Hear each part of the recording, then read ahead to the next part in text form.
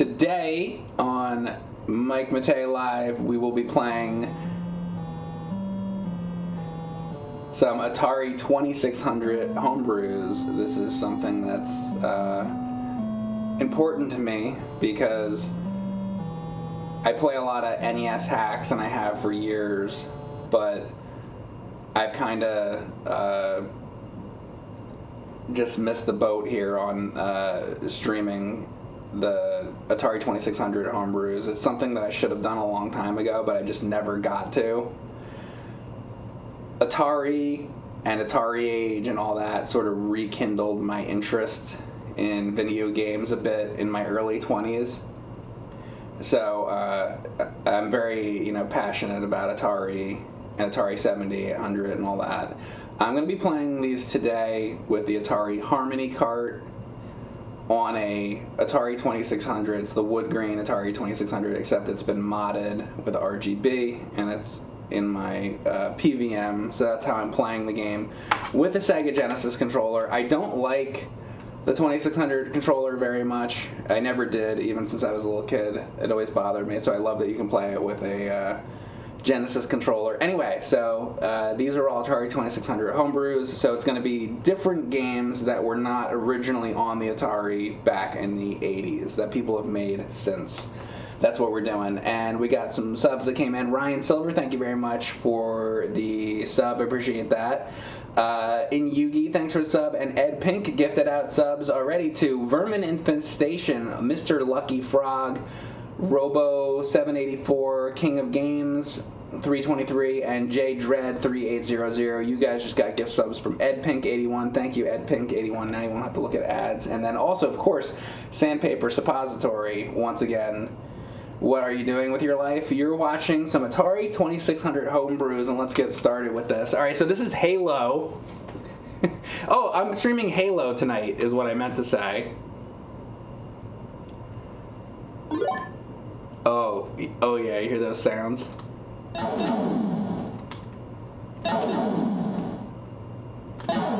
on. Oh, sounds so good. And Dollars to Donuts, thank you very much for the sub. Hey Mike, in your opinion, how hard is McKids because you're trying to beat it? It's a pretty tough game. I wouldn't put it up there with some of the hardest games. It's no Snake Rattle and Roll or anything like that. But it's a pretty tough game. If you're having a hard time with it, don't feel bad. It is a tough one. You don't have to do all the worlds, by the way, with McKids. There's a few levels you can skip, like that Magic Zipper one is a bonus one. Ooh, we got the key. So a lot of these I barely had the opportunity to play. So finally gonna get the opportunity to do that. Oh, you can't shoot up. You can only shoot right and left. Okay. Shoot the trees. Huh.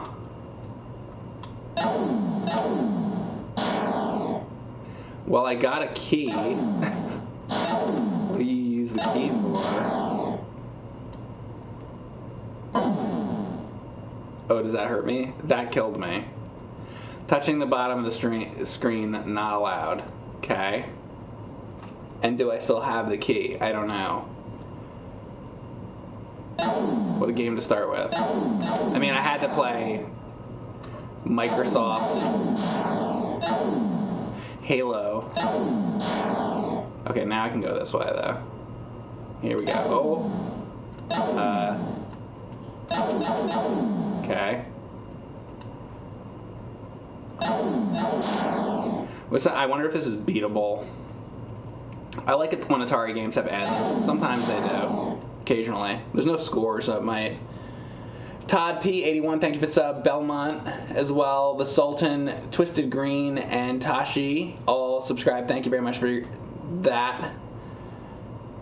You're baked like an apple pie. Well, just stare into the glowing Halo man, Just stare into the glowing Master Chief Halo Man, I call him. Excuse me, it's not Halo Man, it's Master Chief, okay, Mike? Some gamer you are. The Ultra Laser sub, thanks for that. Drew, also, and Toonster, a lot of subs coming in. Thank you, guys. We got a level 3 hype train. Let's see if it's not broken today. So 3 minutes to get to level 4. Usually what happens is this hype train thing has been broken lately. Let's see if we can get it to level 4 today and see if it's not broken. The last couple times it tried to get to level 3, it would just break. So I don't know, maybe it's fixed by now. Who knows? Who knows with these websites? Now, did I hit the bottom of the screen there, or did I hit the zebra people? Retro Junkie 83 also gifted out a bunch of subs to El Gato Bot, Robotic Vacuum, Whiskey Sunrise, 4 Magpie, and Mr. Sheriff 21. Thank you for that. Oh, I'm hitting the top of the screen. Oh. Alright, well that's Halo. It's pretty much the same as all the other Halo games. Halo 3, it's like the same thing. Alright, let's move on. Maybe I'll come back to that later. Somebody the other day was like, hey Mike, play that Halo homebrew. Oh, there you go. Isn't it? It's wonderful. Alright, so let's see. There's all kinds of games on here. You know what they have? Check this game out. This is Litterbug. And Rigo Dev also gifted out subs to Sable Eye, D4, Cree Honeybee, JT Bo 33, and Big Viking 89. You all just got gift subs. And Wanted Dead gifted out a sub to Brutendo. Alright, and we are at level 4. Okay, so it looks like the hype train is fixed, I guess. So that's nice to know. Alright, so I'm the little man, and I gotta pick up the litter.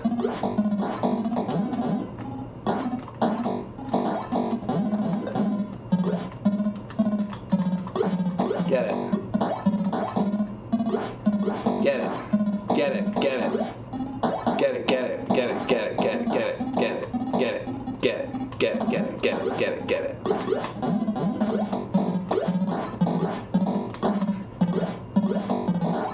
I want to get the highest score in the world in Litterbug.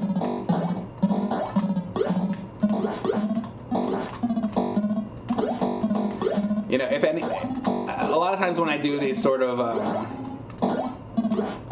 games where it's like 1 or 2 people worked on it, usually just one person, they might end up seeing this. So if any of the developers of these games see this stream, I'm a very big supporter of Atari 2600, 5200, 7800, Atari computers, and Atari homebrews. But if I criticize your game, it's out of love. You know what I've noticed though? On Atari Age, people will post their games that they've made. It'll be like one guy in his garage making a game, right? And they'll post the game, and then the community there will say, hey, you should add this or that. And then they'll do revision 2 and revision 3 and revision 4. So it seems like that community is very open to suggestions and whatnot. So maybe, I don't know, hopefully if I have any suggestions, maybe somebody will apply any suggestions I have. I don't have any right now, but I feel like later in the stream I might. Because there's no way to improve upon this. So I have no suggestions at the moment. This is just perfection. Okay. Alright, so I got hit. And now this woman with the boobs,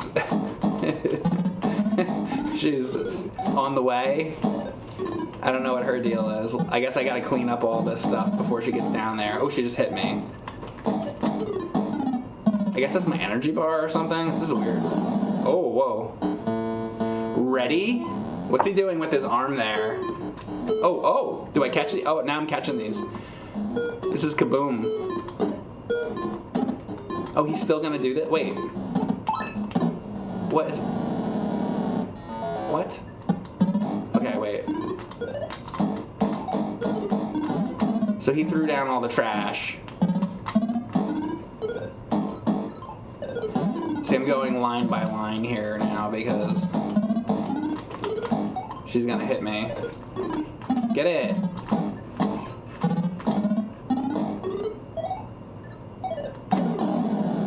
Three hours later, I'm still doing this. I want to give this a good go. It's gonna get harder as it goes, I guess.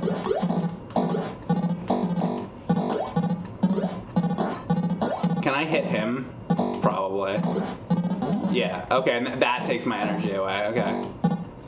Get out of my way! Like, it is getting more difficult because he's staying closer to the litter. Get out of here. I wish you could do up, but that wouldn't make sense, would it? If this was a real litter in the real world, you wouldn't be able to do that because then you'd be poking at the sky, wouldn't you? Come on, get away from it!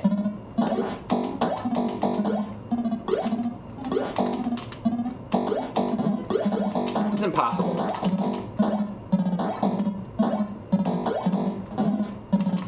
And then he comes over and slaps me in the face.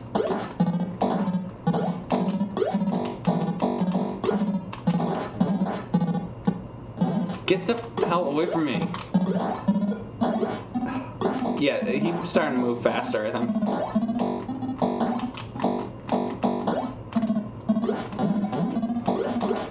I could be helping out humanity right now. Like, I could actually be out picking up some litter off the road and cleaning the actual earth. But instead, I'm cleaning up litter.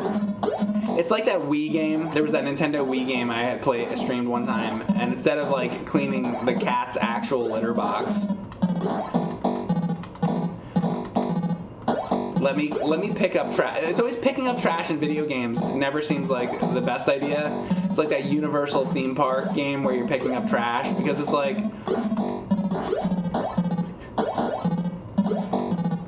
Then again, I guess if you play a game like Dragonfire, it's like you're picking up treasure. So that seems better because you're picking up treasure. Ooh, I'm getting the treasure, right? But in this, if I'm just picking up trash, it's like, you know, video games are supposed to be a form of escapism, right? Well, when I'm having my little escapism time, the first thing on my mind is ooh, let me pick up trash. But I think it's very fitting for an Atari game. Because they used to come up with all kinds of whacked ideas for games. There's like Sword Quest games and whatever. All kinds of weird ideas. And that's something that I really like so much about Atari is, the trash is disappearing quickly now or something. The aliens are vaporizing my trash.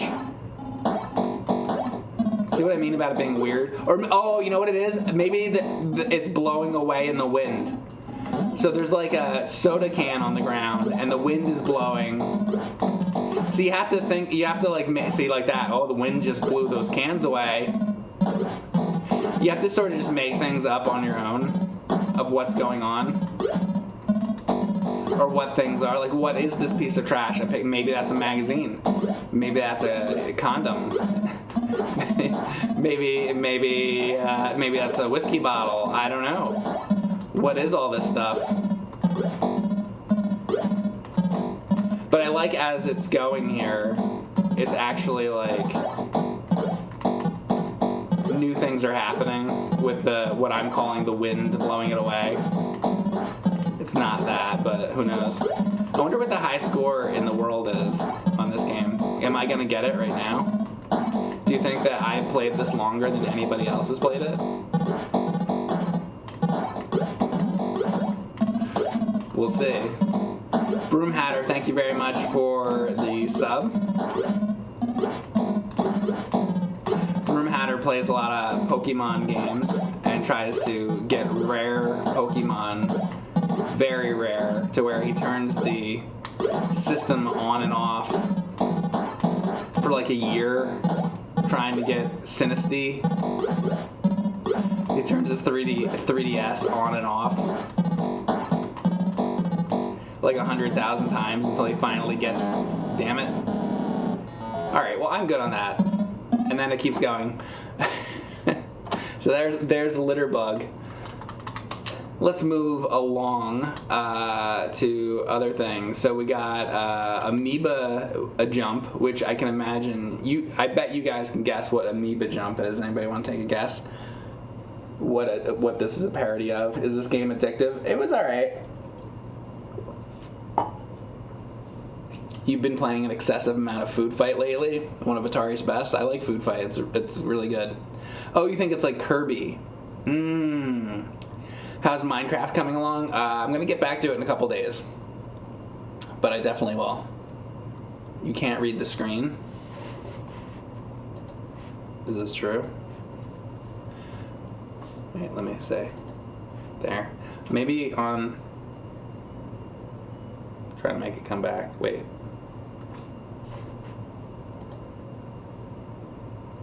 There it is. How about now? Sometimes I have to pay attention to that. Yell at me because sometimes when I switch games, because I have to turn the system on and off while holding down B for this Harmony cart to like load. I don't know. That's how it works, but sometimes I have to like activate and deactivate it to get it to like come up. So anyway, all right, let's try this amoeba jump.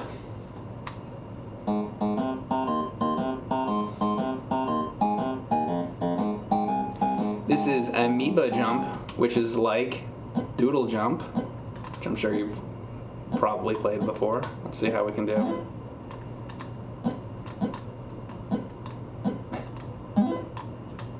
So somebody was like, the Atari needs its own version of doodle jump, which is very fitting for an Atari game. So, whoa, crap. Already not doing well. You can go through the side of the screen. Damn. So the idea with this game is to see how high you can get. If you don't get high, then you're not doing the right thing with your Atari game. That is the goal. And the higher you get, the better you'll be doing. I took the E. Oh, we're spelling out the word. Ooh, we're spelling the word out. So go like this, right? This is some high-tech game playing here. We need another A.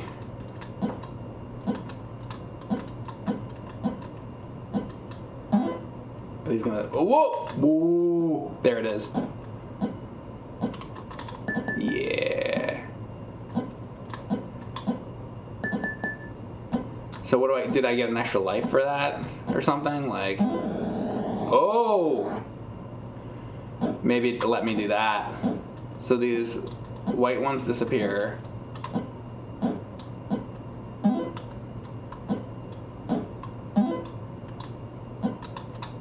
Years and years ago, I did a video. Oh, I went to Activision, and we did a video for Transformers Devastation.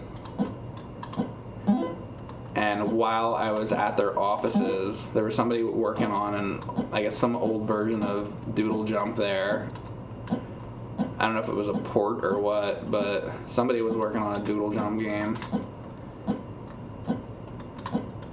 But Doodle Jump had already been out because I knew like what it was, so I don't know. I guess they were porting it to something or something like that.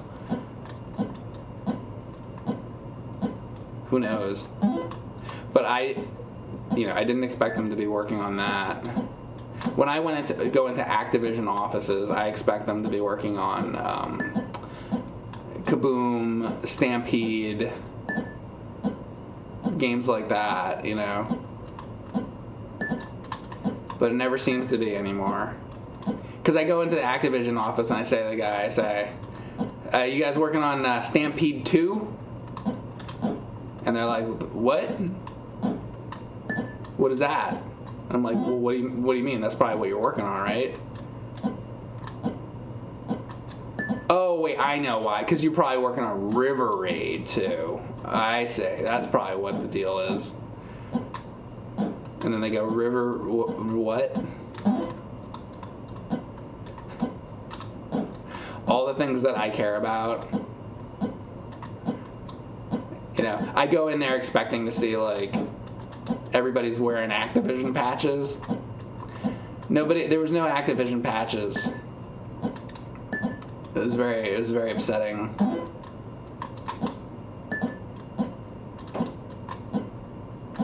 I'm like, is David Crane here?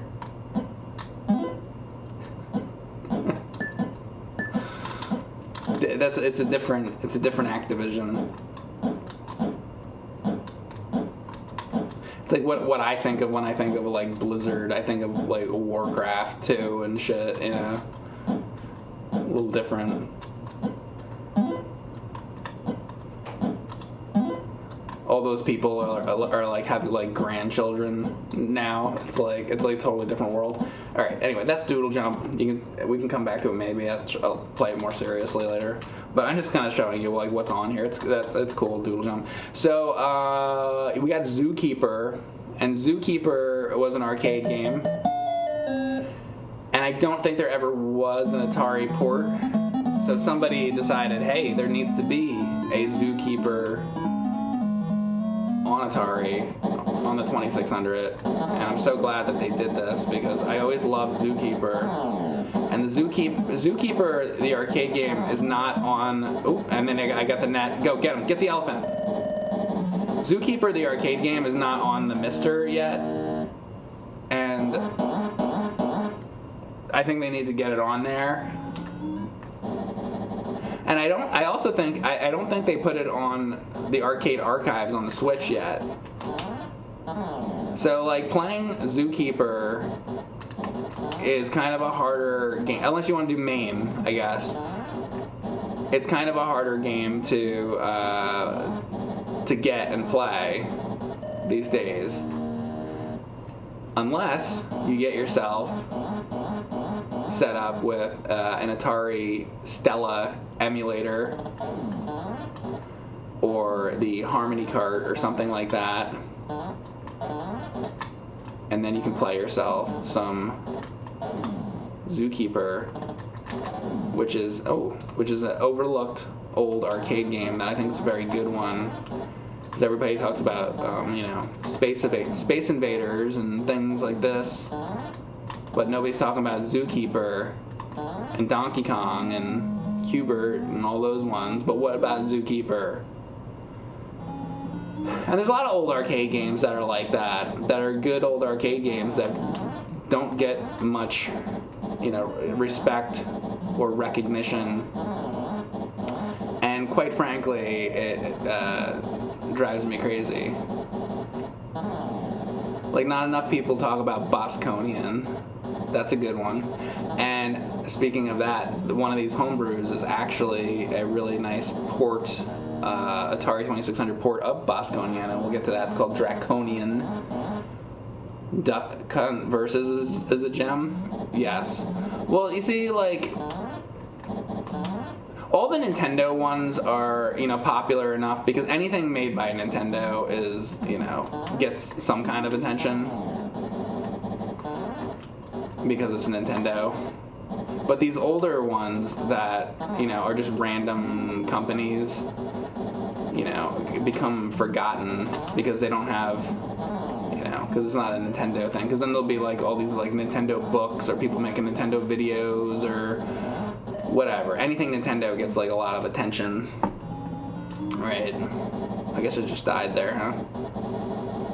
So anyway, the idea of this game is the animals are in the zoo and you got to get the cage as closed as possible, like sort of brick up the cage, and at a certain point a net will come, and if you get the net, depending on where it spawns, there it is, it's on the left side there, if you can get it in time, then you can start getting all the animals, and then you get a lot of points. And if you can clear out the animals from the side, then it helps you be able to fill in the cage, I guess, well enough to move on to the next level. It's a little strange. I don't totally get it. But I always view this as like an overhead perspective kind of thing. Like, okay, you're looking at it like overhead. Look at how many of these are. How am I gonna do this? Oh man, was that it? Okay, one more. So if you're looking at it, well, not this stage. This is like side scrollery stage, but the other stage, it'd be like if you're looking at it overhead. There we go. Get her. It's like you're filling in a cage, I guess, from above. I don't know. It's a little weird. Okay, now this one, you have to jump on top of this ladder, which is not easy to do. Come on. Oh, I don't. Game over. All right. Well, I'm gonna. If I continue. Oh, did I not hit continue? I guess I didn't continue because this is the beginning again. Well, anyway, this is Zookeeper. I want to come back to this one later because I really like Zookeeper. But I do want to like go through all these so you guys can see them. Oops. All right, so there's all kinds of things on here. So there's Aardvark. This is a different version of Galaga here. I forget what it's called. Galagon. So if you're a Galaga person, they have basically a nice little sort of port of Galaga on here, which I guess. See, some of the games are like they were on the 2600, but then the port might have not been great. Like the most famous example of that, right, is Pac-Man, right? So they wanted to port Pac-Man to the 2600, and it's not that the designers back then couldn't have ported Pac-Man to the 2600. It's that Atari was cheap. And they weren't giving the designers, enough space to work on the cartridges.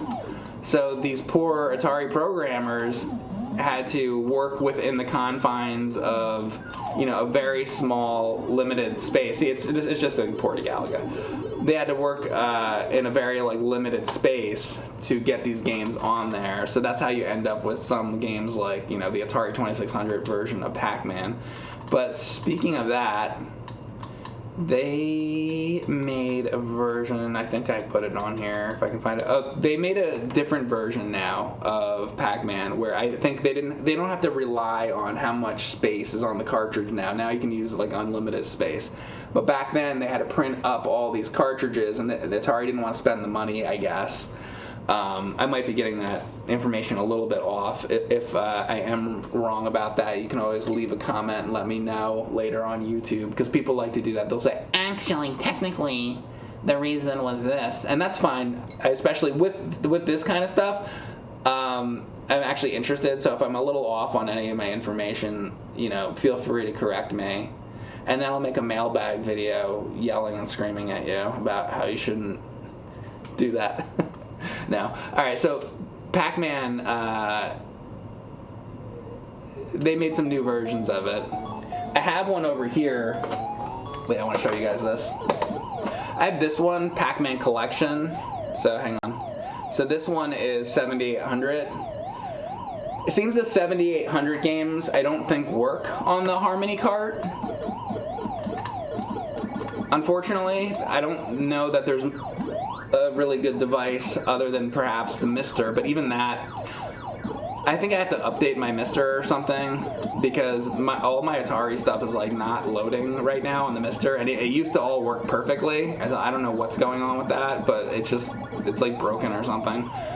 But that would be normally one way to play 7800 games, but they don't have an Atari 7800 EverDrive, which is too bad. And technically they don't have a 2600 EverDrive. The closest is this the closest is this Harmony cart I have, which I guess, wait a second, I should probably show you this too. So this is the Harmony cart that I have. This is what I've been using for the stream. So this is the device. You put the SD card in there and it can be updated with that. So that's what I'm using for this. So let's go back to that. So there's all these different devices and things you can use. I actually want to, there's all kinds of things on here to show you. Actually, well, here, let me show you a little bit more of the Pac-Man thing.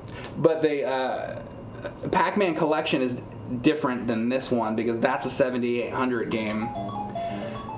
And speaking of Pac-Man, and 7800. There is a version of Baby Pac-Man that somebody made, but it's on 7800, and there's no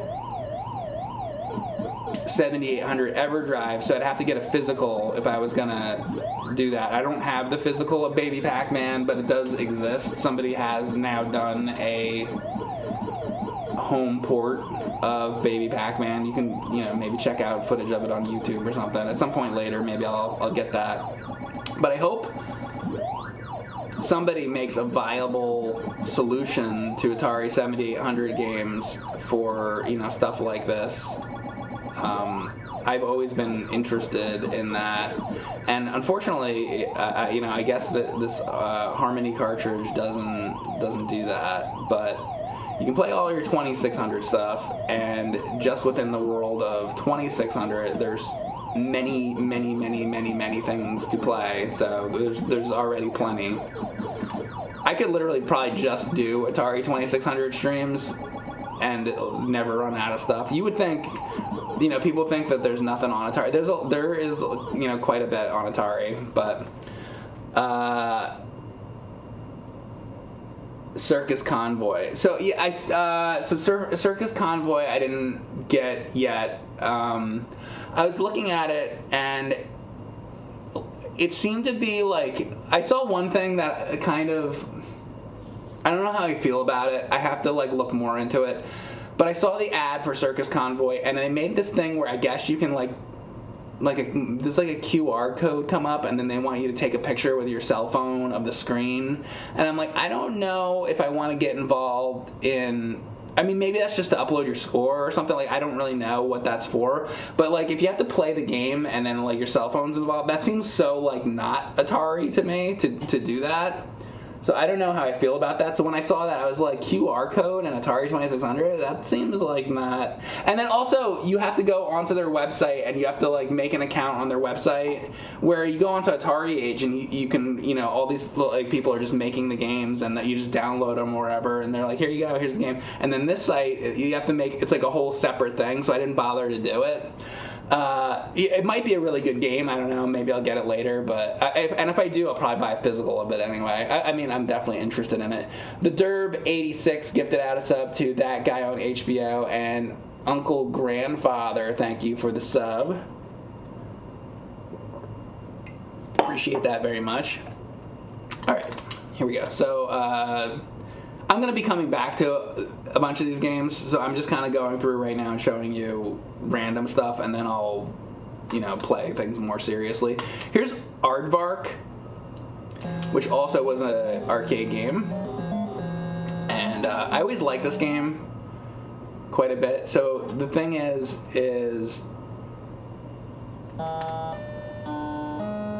can that go through the end of your tongue? I always forget with this. Hang on a second. So the end of your tongue can eat these guys. Oh, I know what I have to do. Those bugs on the bottom. Sorry, it's been a little bit since I've done this. So you go like this. Then you can pull the tongue back really quick, and the front of the tongue can eat the ants. I guess they're ants, right? Oh, get down there. Oh, bring it back. So you eat them. Get this, get this. Alright. Do. When these little worms come along, I think I'm supposed to get the bug on the bottom if I can, as quick as I can. I think that's how you save yourself. I think it's almost like a star, or, I guess in Atari world, it would be more accurate to say the power pellet in Pac-Man. I think that's how you deal with the worms, if I'm not mistaken. Oh, couldn't get it back quick enough. Aardvark this is a tough game. I've never been very good at this, but I've always liked it. Let's try this. Oh yeah, see, that got rid of that. Bring it back. All right. And then you smash your tongue into the ants. Now this is obscure, never heard of it. Yeah, check out the like arcade version of it for sure. But I'm glad. See, this is what I'm talking about. Is there's games like this. Also, this game was. Oh crap! If I can get down here quick enough. Ooh, I did it. This game. Damn. This game had its own. I don't know what to call it, parody. It's not really a port. Clone. I guess clone would be the word. It had its own clone on ColecoVision of all things, and the clone was Oils Well on ColecoVision. Oils well that ends well. No, but I think that's the pun there. So if you like this kind of game, if you like the aardvark gameplay, check out Oils Well on ColecoVision. Speaking of something that needs an EverDrive, I don't know if they've done a Coleco EverDrive, but a ColecoVision EverDrive would be very welcome. Coleco and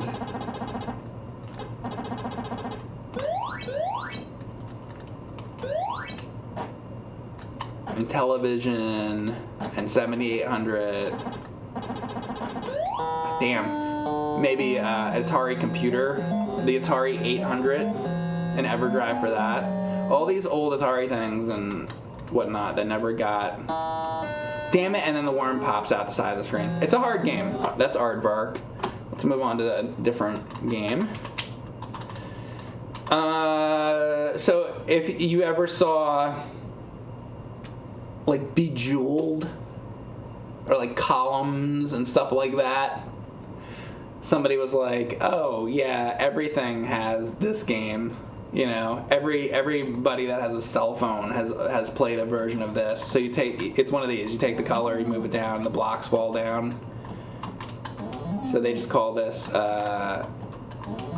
You know what's weird? I don't like how they title the names, because the title of the ROM or bin file, whatever you want to call it, is B blocks. And when I think of B blocks, I think of beta blocks. But I don't think that's even the name of the game, so I can't even tell you the name of the game. Here's my request to all of the people that make these homebrews. You see this list here? So I go down the list, and like some of these are fine, but like Galaga, DMO, V2, NTSC, can it just be called? And the game isn't even called that. Like we go to it, and is it called Galagon? Galagon Demo. Shouldn't the file just be Galagon Demo? I wish all the file names were just like better, you know, and then they have all these different versions and whatever. And then like this, it's like you wouldn't even know what this is, right? DD, like what is that? What's DD? Like the Nintendo 64, you know, whatever, DD disk drive or something, right? Like what is it? No, it's Daredevil, isn't it? Of course it's Daredevil. But also not the Daredevil that you're thinking of.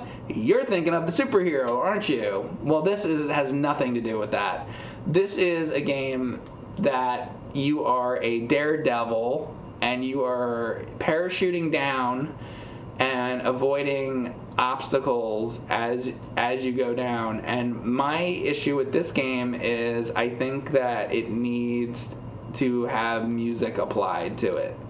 Cool idea for a game, but I think there should be I think they need to add music to it. And sometimes, you know, I get outdated versions of these games. Maybe somebody's already done that. If there is an updated version with music, let me know. But for me, it makes this game a little like, all right, there's no music. But here's a problem with that. This actually might be what you want, because I could put on music. I could put on the soundtrack to Contra or something like that, right? And I don't have to be interrupted because there's no music. There is sound effects, by the way. Watch this. So there's sound effects. But, you know, I'm complaining about the music, but I'm complaining about the fact that there is no music. But check this out, though. Here's the opposite of that. So there is a version of, if I can find it, there's a version of 1942 on here, which is exactly what you'd think. It's, you know, a port for Atari of 1942. But check this out. This one has music.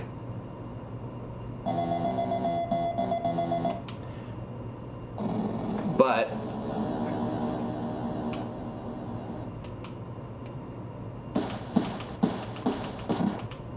oh, is this not gonna have the music now? I downloaded a see, this is disproving my point now. Okay, never mind. Okay, I downloaded like 4 different versions of this game, and one of the versions I put on had music, but the music was like but I guess this is a different. Oh wait, did the music just come in finally? Wait a second. When I was playing this before, there was music, and I was like the whole time. Maybe I have a different file of it. I'm gonna play this again.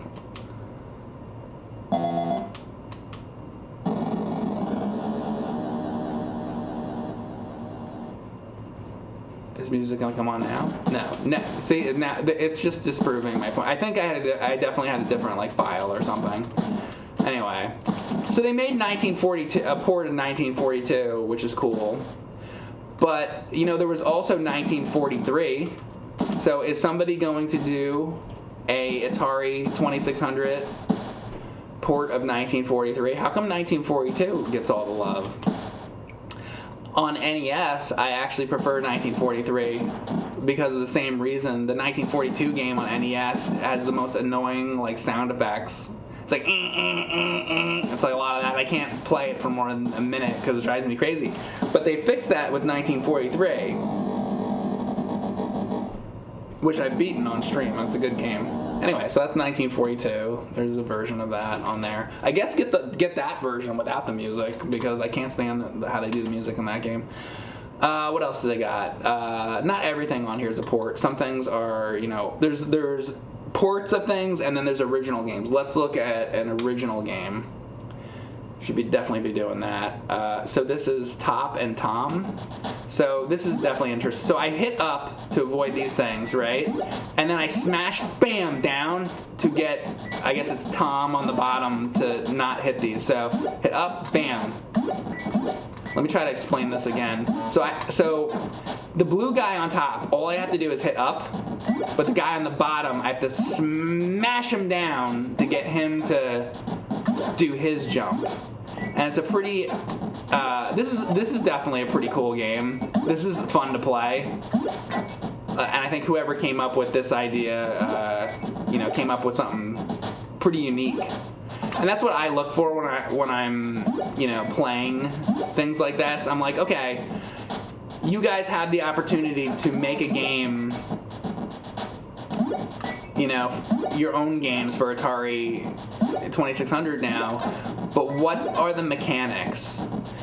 Some of these games that they do are just like other games that you've played before. You know, some of them are like, oh, this game is kind of like Galaga, or this game's kind of like Pac-Man, you know, with a variant. But this is a game that I don't think there was ever anything on the Atari 2600 that was like this. So this is my favorite kind of stuff, is when somebody comes up with, you know, something a little bit more original. And this is the kind of thing that makes me really love this Atari, you know, homebrew community, because, you know, somebody came up with this, and this was not around back then. So stuff like this is pretty sweet. And then you see how far you can get, and see how high your score can get. And I know that's not the most popular thing on Twitch, because Twitch, for whatever reason, has tended to gravitate towards speedrunning, which is fine, but people seem to have forgotten about high score stuff, and I just don't understand why there isn't really room for both things. I just wish they were equally as popular, I guess, speedrunning and high score stuff. I don't know, but high score things seem to be a thing of the past. It's not really You know, everybody's always like, oh, I'm a speedrunner, or I'm a new speedrunner, I'm an amateur speedrunner, I'm this or that type of speedrunner. I'm like, okay, that's fine, but what's your high score in Pac-Man though? And they're like, oh, I don't know. You know, it's like, well, why not? Like, can't you have both?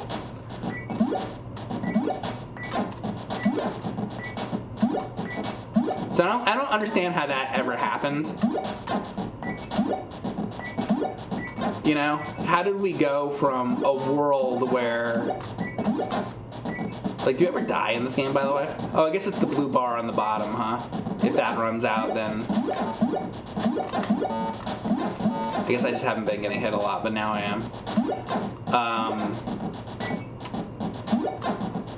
But we went from a world in the 80s and 90s when everything was pretty much about high score into a world where nobody cares. No, I shouldn't say nobody, but not a lot of people care anymore. People care about the speed in games, which is always a little less interesting to me personally, because having to do games fast always stressed me out. I never really liked good. When a game would have a time limit on it, I'd always be like, oh god, a time limit. You know? Remember when it was called time limit? You know? Because now we call it a speed run, but it used to be, oh, this game has a time limit. Oh god. That's how it used to be. You know? Nobody wanted to deal with the time limit. So I don't know. It's weird to me. Anyway, so you get the idea with that. I guess one thing I will say about that, I feel like you should die a little quicker. Like, it should be like 5 hits and you're done or something. It seems like the energy bar is like really extreme.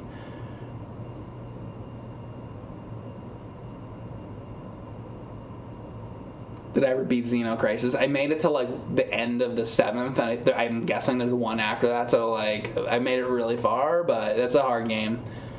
I definitely want to someday. I get to that boss on the 7th. It's like a laboratory or something, and then I just get like destroyed by that boss. I gotta get better at that boss.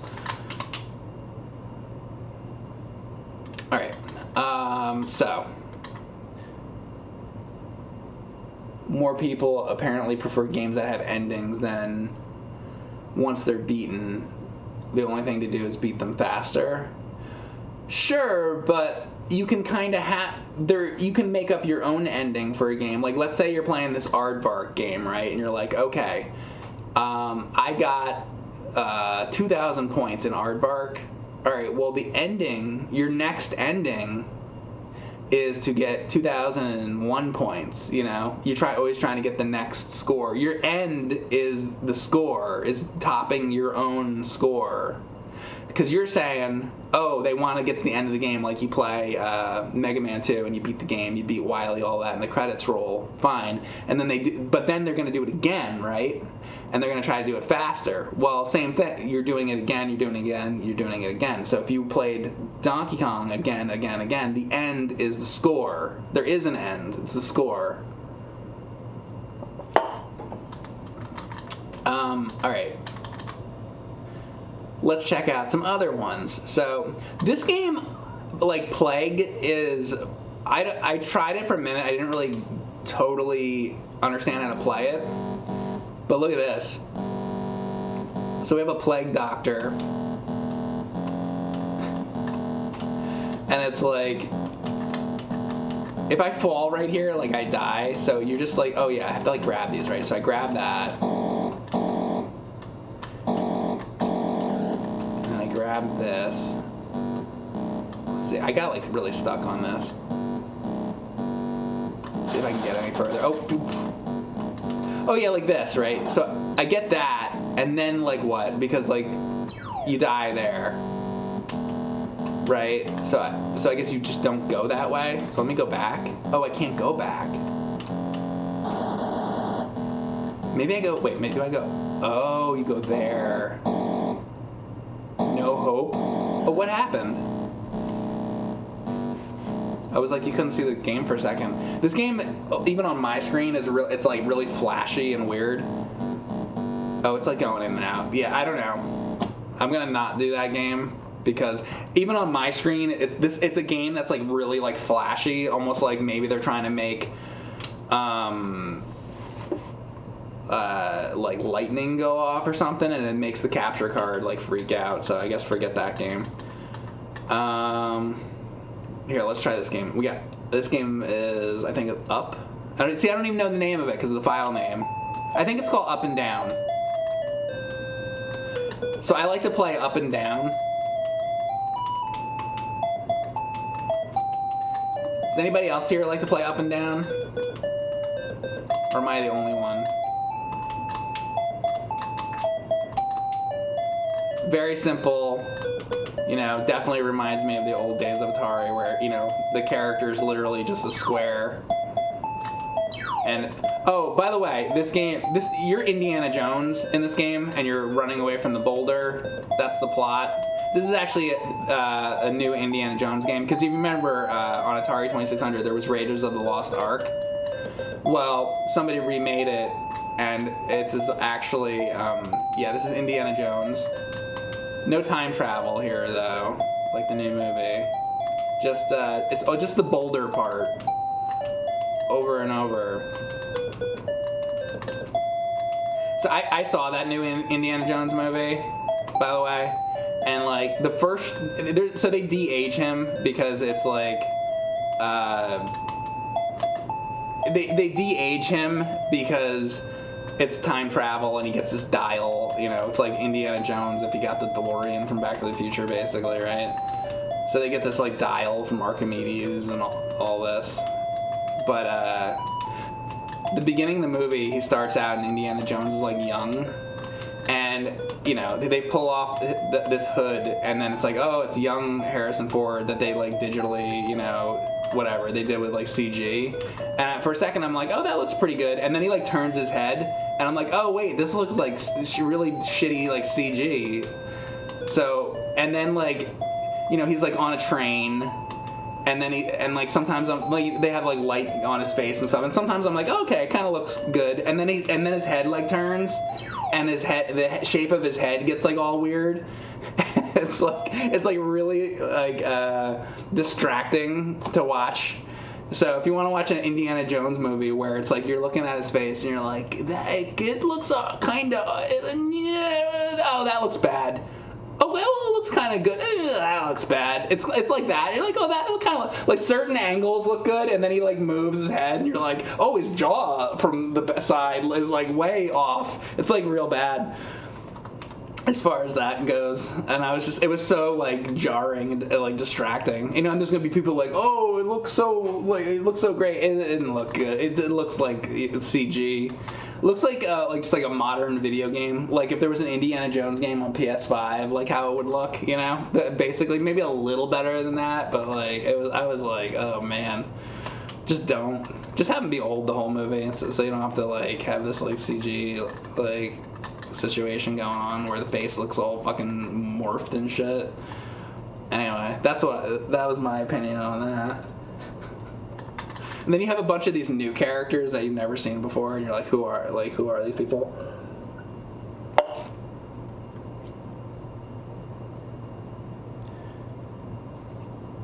Ford's age already started to creep in a bit in Last Crusade.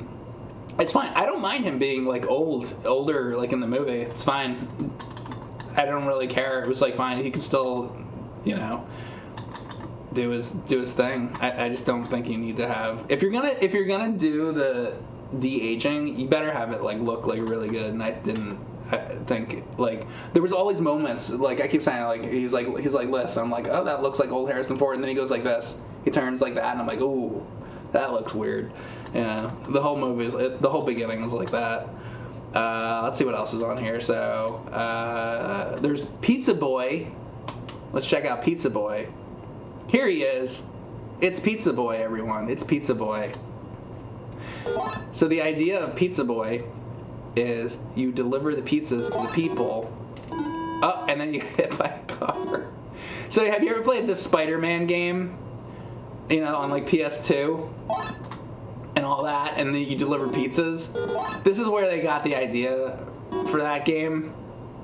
They didn't get the idea. I know what you're going to say. Oh, they got the idea from actually delivering pizzas. Well, that's ridiculous. They got it from Pizza Boy on Atari, is where it came from. Are those cars or are those like UFOs? I swear. And this thing right here, what is that that's like blocking the road? Is it like a bar? Oh, I know what it is. It's like it's a street blocking sign or whatever. I just realized what it is. I kept thinking it was like a barbecue. I'm like, why? Because there's a pretzel, right? And everything's food related. I was like, oh, somebody's putting their barbecue out in the middle of the street and I can't get by. So I don't know. Somebody made that. That's Pizza Boy. Yeah. What else do we got? We got Chaotic Grill. Can you guess what Chaotic Grill could possibly be a port of? That's right. Here you have a port of Burger Time, and I think Burger Time was either on 2600 or 7800, but I guess this is a better version of it. You know what I ought to do? Let's actually look. I have the games over there, but let's see. So let's look at Let's see if there is Burger Time. Burger Time. So here's the original Burger Time for Atari. Oh, that's right. Now watch this. So this is the real Burger Time that was on Atari, right? If the game wants to start. Why not start? Go. Do I have to flip the switch in the back or something? Maybe the original Burger Time didn't, or the difficulty switch? Oh, it is the difficulty switch.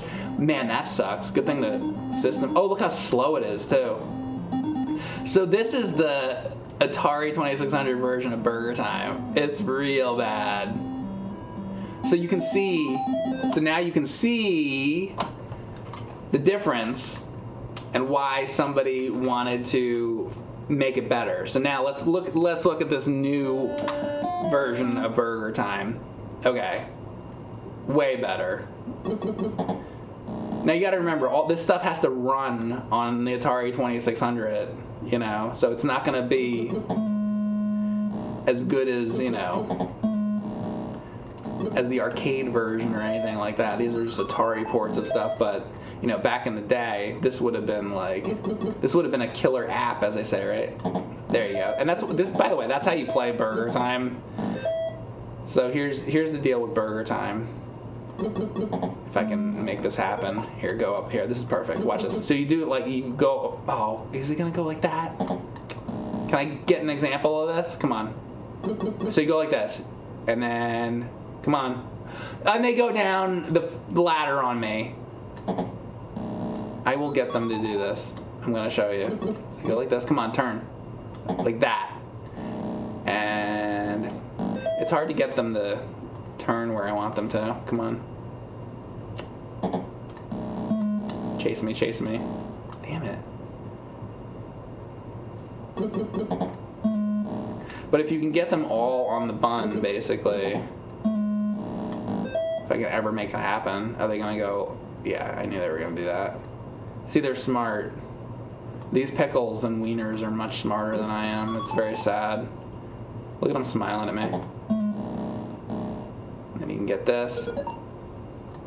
This is a pretty good version. It's playable, and all the mechanics work and everything, and it actually has the colors that the arcade game would have, and everything's not just like bright yellow like the original version of the game, right? Like that. There you go. You do like that. But what you really want to do is do that from the very top, if you can make it happen.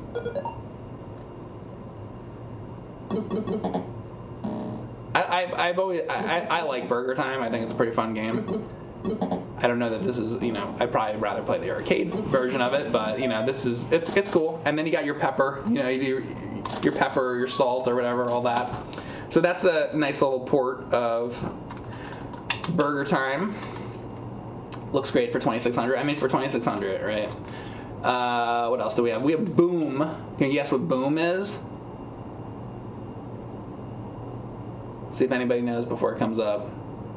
Anybody got a guess what Boom would be? Nope, not Kaboom. Good guess. It is actually Bomberman. Now, they only show part of the screen, but you'll see what happens.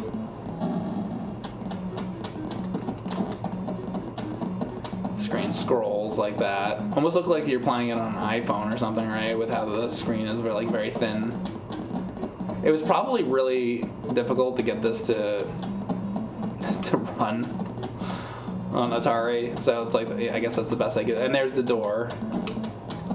I actually beat Bomberman on NES many years ago on stream. I don't really like that version. This version's like very as basic as Bomberman can be. I like Saturn Bomberman. And you know how Bomberman's in Lode Runner, right? Or at least on NES, it looks like that. I don't like Lode Runner. I never did. And I feel like the best version of Lode Runner is on the Switch. But even that, I just don't really like the gameplay of Lode Runner. But I do like Bomberman. But not so much this version or the NES version. Like, if I'm going to play Bomberman, I want that, Saturn version or some of, the later versions. I think even there's a Nintendo 64 one that's pretty fun. But let's see what else we got. Space Chaos. Let's see. Space Chaos is... I don't remember. Let's see what it is. Oh, this game. So, there's a game on 2600 called Turmoil, and there's a game called Taz. And they are both better than this game is, in my opinion, because I tried this earlier and it just seems really slow. Like, you see the ship, so you'd think you'd want this to move really fast. It goes one at a time. It's one up, turn, and then it's really slow. And I want to be moving around fast on this. Let me show you Turmoil, which is a real Atari 2600 game. And it's one that people don't talk about, and I think it's a really good game. Here I am on my Turmoil thing again, but it is a good game. Oh, is it? Here it is, Turmoil. So check this out. Look at this in comparison. All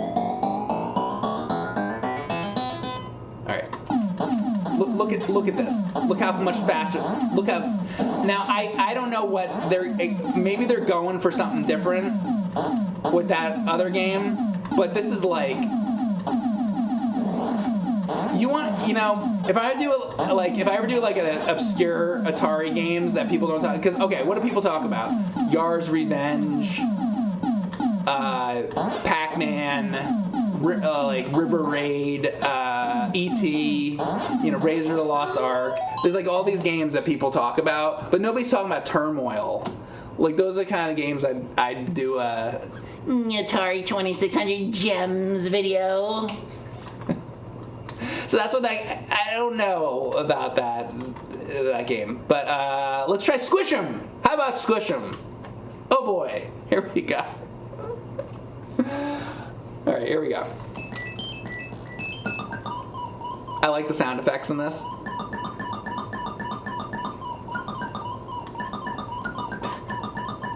But why is it called Squish 'em? Well, I'll show you in a moment. Watch this. There you go. Isn't that something? It might remind you a little bit of Spider-Man, because there's bugs and you're climbing a building and all that. But Spider-Man on Atari stinks. You know what's there's an idea for you. Somebody should make a version of Spider-Man on Atari 2600 that's actually good. Take that game and improve upon it and make it something people would actually want to play.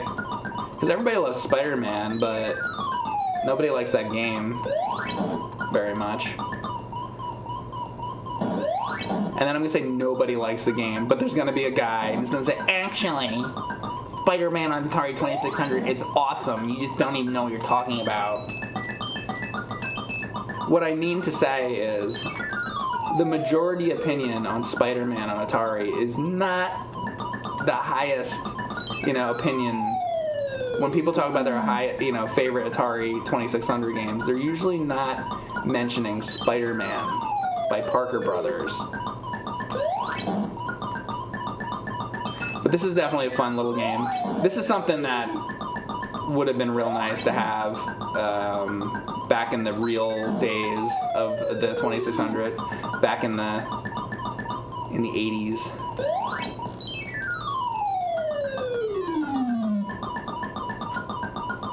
I would have definitely liked this game quite a bit.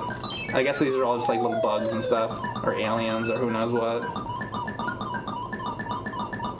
Oh, is that like treasure I'm supposed to get? Oh, I can't go. You can't go back down. Oh, wait, those are Octoroks. Speaking of Zelda, we'll come back to some of these games, by the way.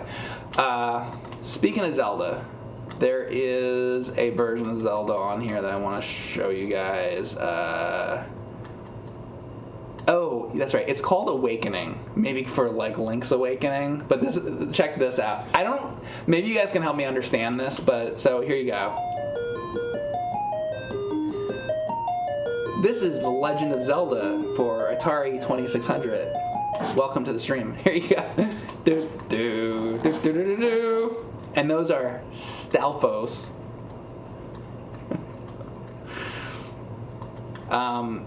Okay, so see the little dot? You get that, right? And that's like points, I guess?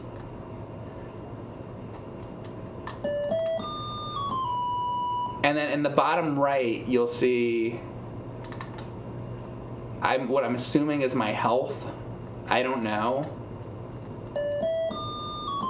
And they use that whistle sound effect. I feel like maybe this game isn't finished. I don't really know. But I feel like whenever I bring my sword up and attack the skeletons, I'm getting hurt. See, right there. Like, why I got hurt, but I had my sword going. Oh, I just got hit again. And I don't know how you can possibly get any health back.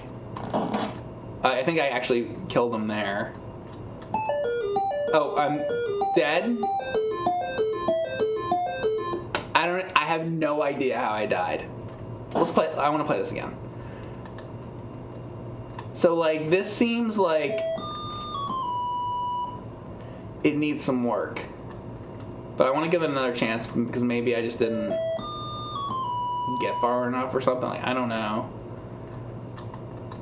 I think there needs to be a way to get health back. Maybe if I kill these enemies better, maybe one will drop a heart or something. And these little dots, like, can these little dots be... I guess those are supposed to be rupees. They could redesign the rupee sprite to be a little better than just a little dot like that. Not to... and by the way, what is on Link's head? Is that supposed to be like he has a, like a Santa Claus hat, how it has that like puff on the back? Do they think that the Link's pointed hat, are they getting like Santa Claus elves confused with like a Hylian? Listen, I'm all about a Zelda game on the 2600. It's a nice little idea, but this is not there yet. I would advise this person to keep working on this, and I'd play it again someday. And listen, I understand that it's on Atari. It's not going to be the NES game. I don't expect it to be. I'm just asking for a little bit more. I would like... Why does it say the end? What happened that killed me? I would like to understand it. Of all people that should understand this, it's me probably.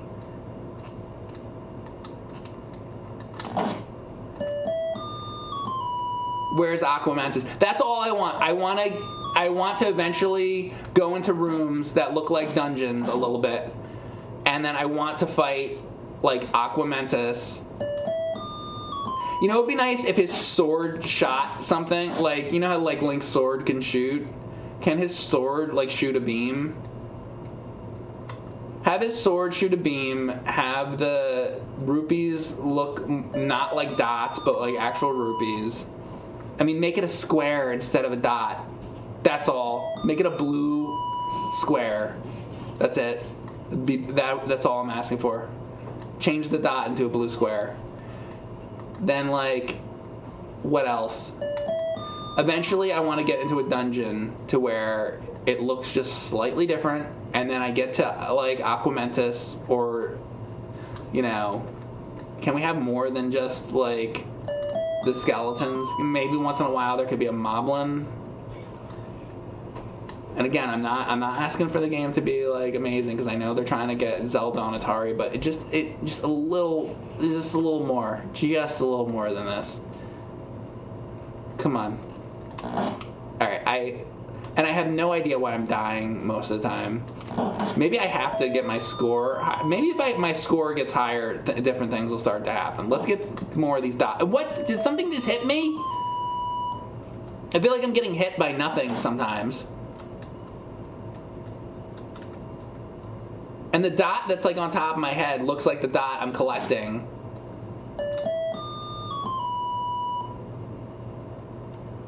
It's like the E.T. game where you're going around collecting Reese's Pieces or something. Like, what have you done? What have you done to Zelda? Person. You listen to me. This is... Oh! Okay. Oh! And my sword's... Wait, something finally happened. Can I not die now? Like a berserk screen. So is this supposed to be a dungeon? Okay. Well, maybe if I keep going further, maybe there will be. That's all I want. I just want to see like a boss character or something. There's like no map. There's no compass.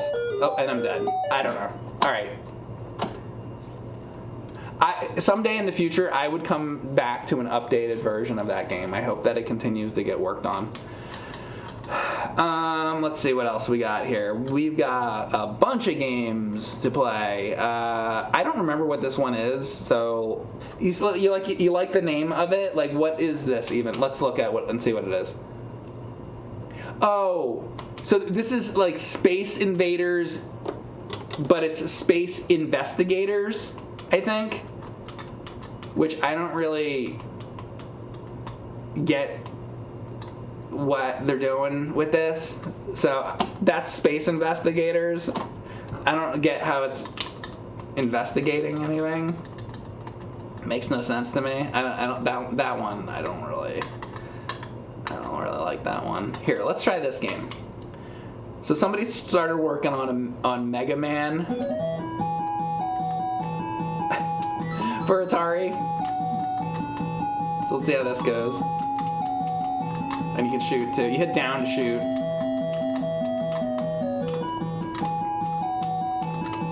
Wow. Okay. Look at this. Nice.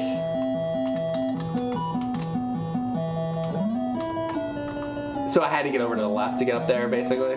Oh. Oh. Oh. Oh!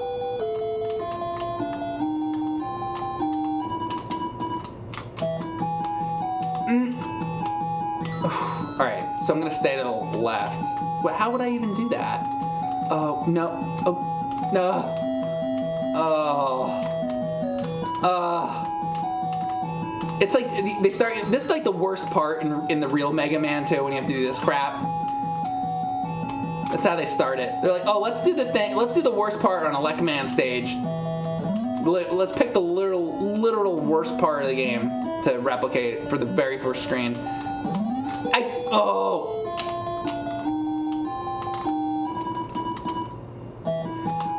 Alright. How...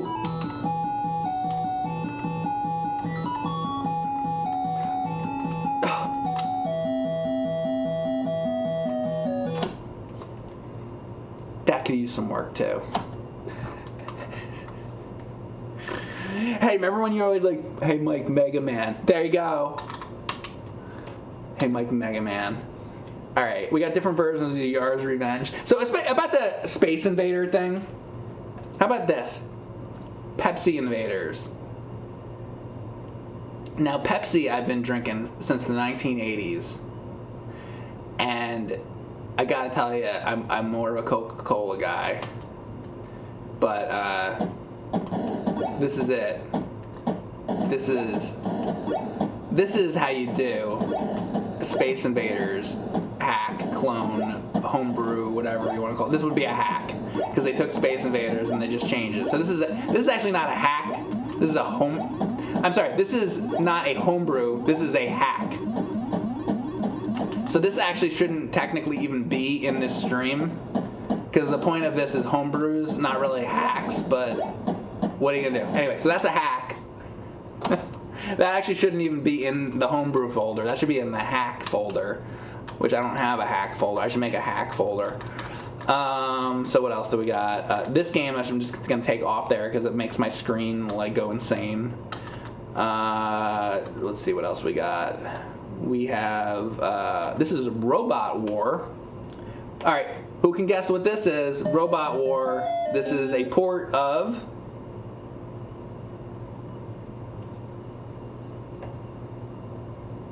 You know what this is. It's very telling. Robotron, that's right. This is the war against the robots. So what's nice, so obviously, you're playing this with either with an Atari controller or with, I'm playing it with the Genesis controller, right? So it's the original Robotron would be a twin stick shooter game, right? Well, obviously you're not doing that on Atari. So it just controls with the D-pad. So you hold the button down and you can strafe instead. And it actually works pretty well, I have to say. And they even got that effect that looks real good. Like it looks like, Robotron. Like this is how Robotron should be on Atari. Like they did it, man. Those are like little police robots or whatever. What am I missing here? I don't even know what I was missing. That red thing going around. Like they did a real nice job with that, between level warp effect, whatever you want to call it. Oh man. Yeah, but this looks great for like a homebrew kind of game. There's this company, it's like Champ Games, and they do a lot of these homebrews, and it seems like they've really almost kind of dominated the market in the Atari homebrew world. But they're nice. They do a good job on them. But that's Robotron. And I'm going to get myself some coffee real quick. I'm going to come back and we're going to play some more Atari homebrews. I'll be back in 2 minutes, all right? Be right back. And I really got to get rid. I keep forgetting to get rid of the screen, but you're going to have to put up with it for 2 minutes, sorry.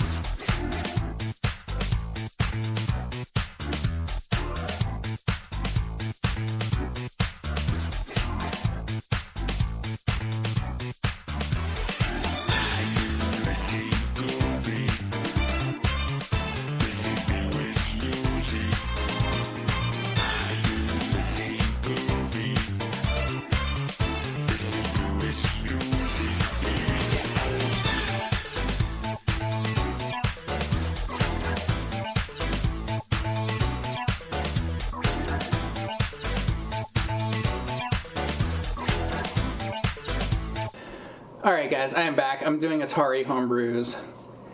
Mike Matei Poopstain says, how do I sub? I don't know. I think there's a button to do that. There is a button. Let me look.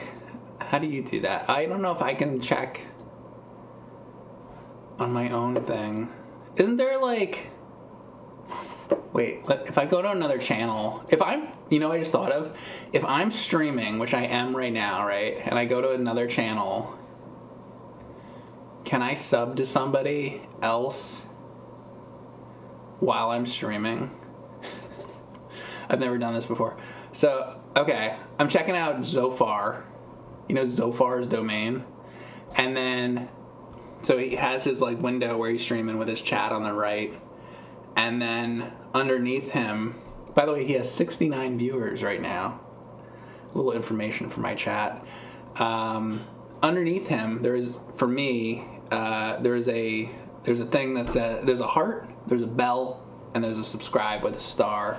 So if I click the subscribe, I believe that would be how you would subscribe. That's how you do it. So it's underneath the streamer.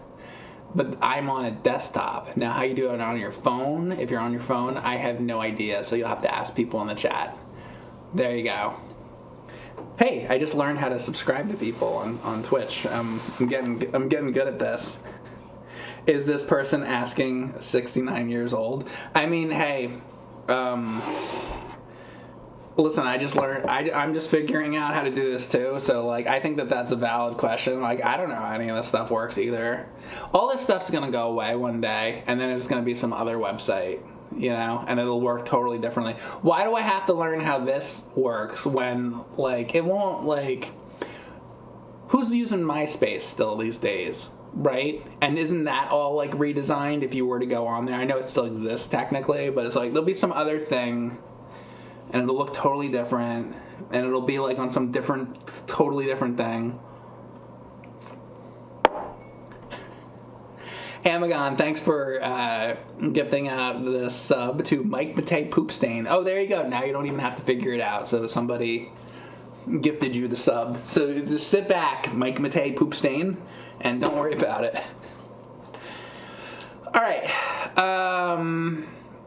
I'm doing Atari 2600 homebrews, and let's move on with this. I forget. All right, where was I at here? I wasn't really going down the list. I'm just kind of picking things randomly here. All right, here's Donkey Kong.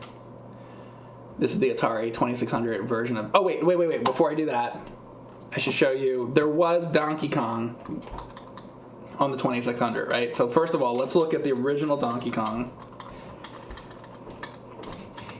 Unless that was 7800. I think it was on 2600 as well. DK. That should be it, right? Okay, so here you go. This is the original Atari 2600 version of Donkey Kong. Take a good look. Right? In the 80s, when they ported Donkey Kong, this is what we got. Okay? That's the Atari 2600 version. Now, we're going to have the new Atari 2600 version of Donkey Kong. And let's see if it's any better. If I can find it on here. Where did it go? I totally lost it. There it is. Alright, here's the new Donkey Kong.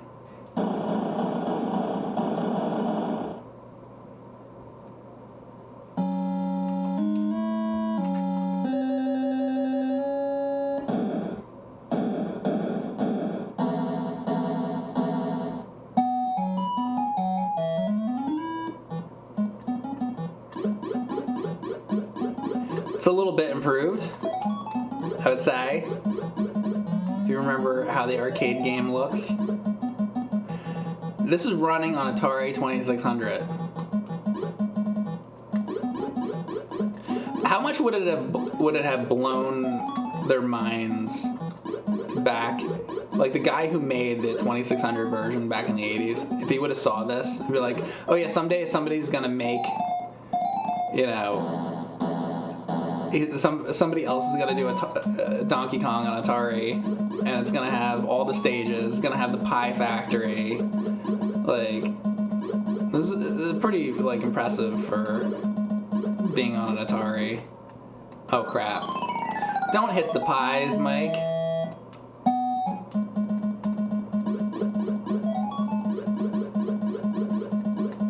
And then you might be like, what's the point? Because you could just, like, use MAME and play Donkey Kong, right? Or you could load up your Nintendo Switch and play the real Donkey Kong because they've released it now. I think Donkey Kong 64 had a nice port of the arcade Donkey Kong. So I get it. It's like what's the point, right? But it's just, for me, the point here is just that, damn, it's interesting that this can be done on an Atari. Pretty cool. All right, let's see what else. We have Wolfenstein. Let's check out what Wolfenstein was like on Atari, or what it is like now. So I guess somebody did this homebrew version of Wolfenstein, because Wolfenstein was never on Atari. But here you go. Castle Wolfenstein. Oh yeah, so that dot there going around in the middle, see that dot in the middle? That's me. And then the blue guys with the guns are the blue guys with the guns that are in Wolfenstein, right? And Wolfenstein 3D.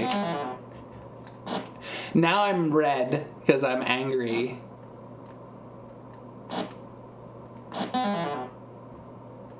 It's like the face from, the smiley face from Berserk, right?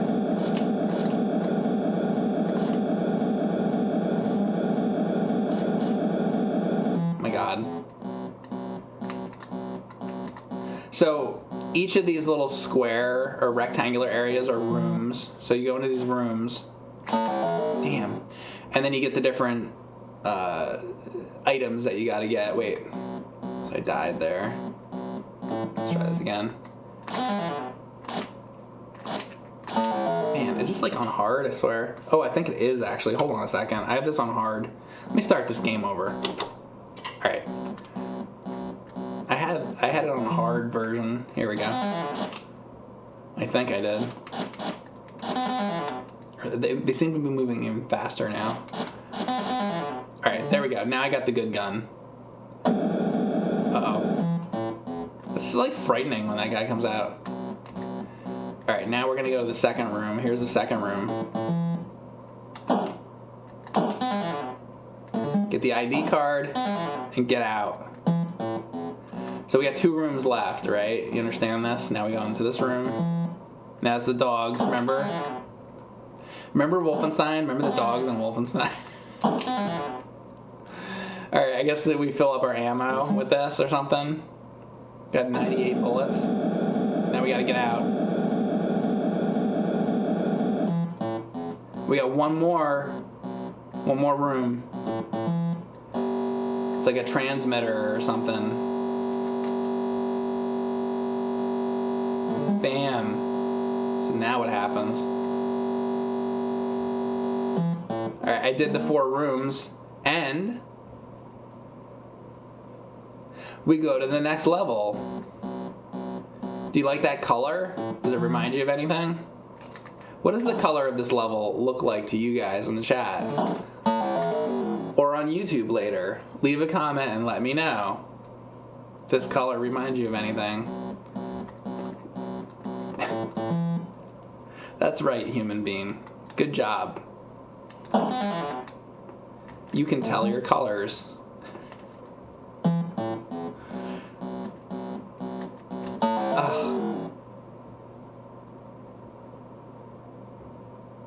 I want to beat this level too. Come on, I can do this. Oh yeah, you remember the scorpions in Wolfenstein? Those were always dangerous. You gotta watch out for those scorpions. That's what the first thing I always think of when I think of Wolfenstein. Oh, and cats. Come on! I always think about those cats. Now that chalice, though, that is a Wolfenstein thing. So did I not do all these rooms? Like, my God. Oh, I gotta get this still. Okay, now this might be it, I assume. Yep. Oh, what will be next? Orange. This is the Halloween themed level. Yep, that's Wolfenstein, alright. And I was just watching Indiana Jones, last night. Saw a lot of that. Indy. The guy's like, give him hell, Indiana Jones.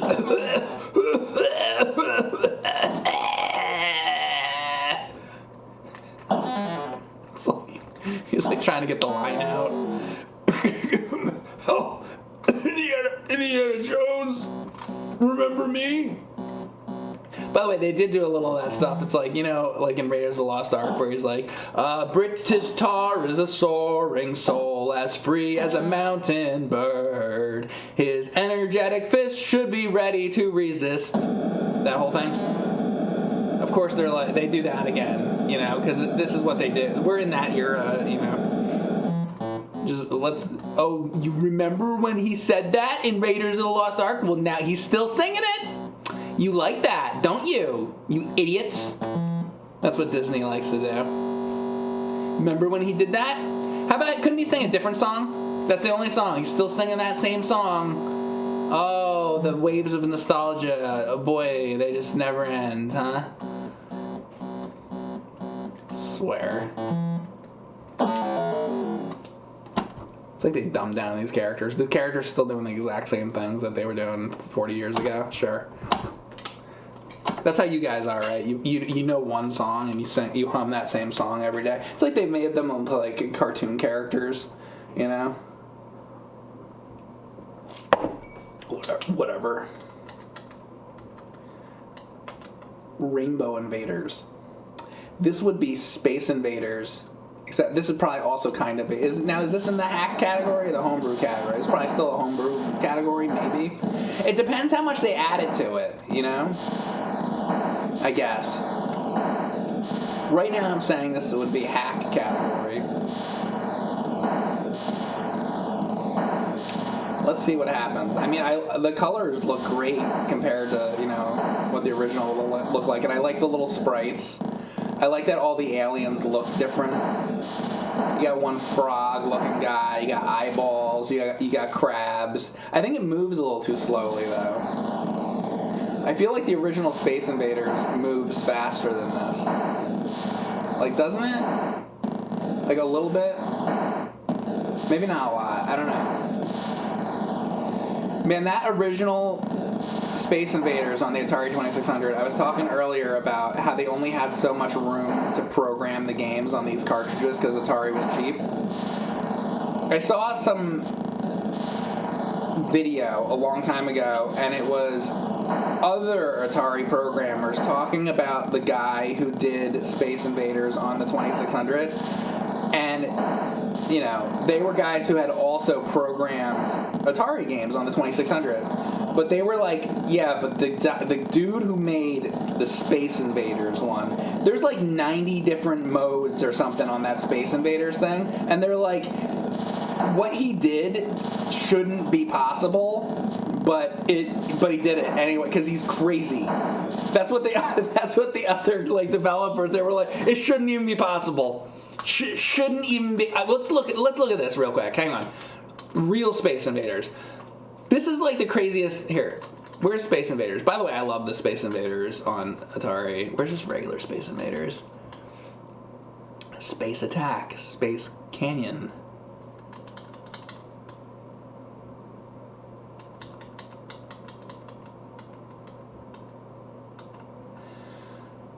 What do they have it under? Like SI or something weird, like, now I can't even find it.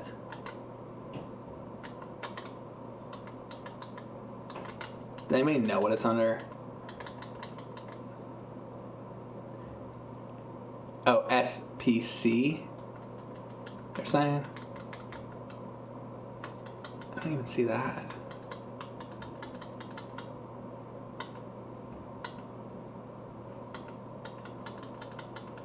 Oh, there it is. All right.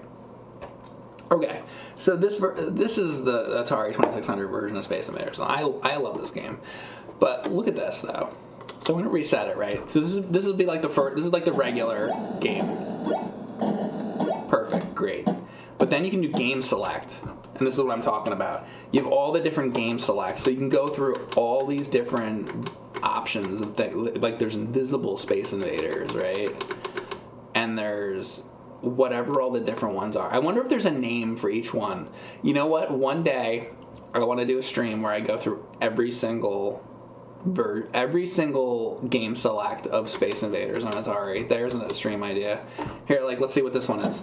Okay, so the bottom things are moving like left and right.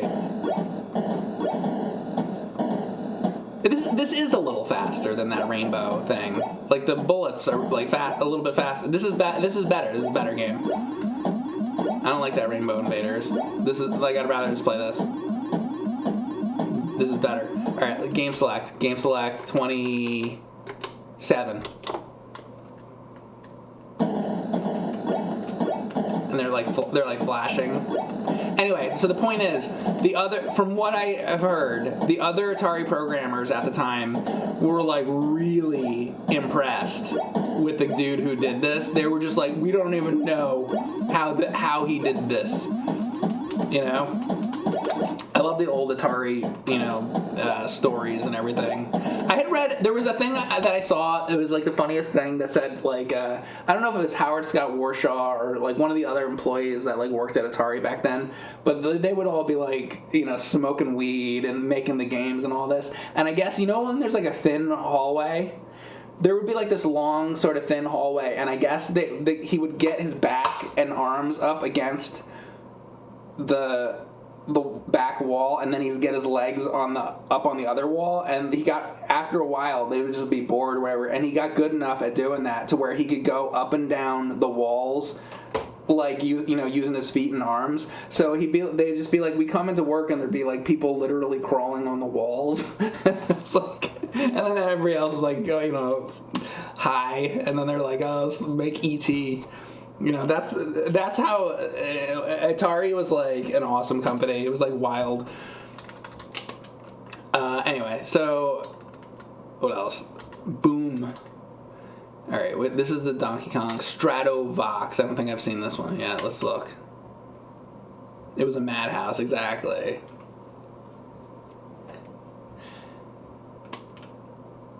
So, all right, what's the deal with this one? Oh, they're taking. Oh, wait. Oh, they're taking all the guys on the side, huh? Okay. Oh, this is kind of got like a. What's the name of that game? Oh God, I can't think of it. Where they're like stealing the pigs and all that arcade game. What the fuck is the name of it? What's the arcade game with the bows and arrows and the pigs and all that? Somebody give me that. Pooyan. I couldn't think of it. So Pooyan has this sort of thing where you got like the guys on the side and they're like being stolen. I mean, it's different, but it's that kind of idea where they're like stealing your people. I guess there's a lot of games where they're stealing people like that. It's like Defender. The aliens come along and they're like abducting the people off the ground, and that could be a good subject for a video. Video games where your characters are getting stolen and you have to save them. There's that PS4 game that's like that too.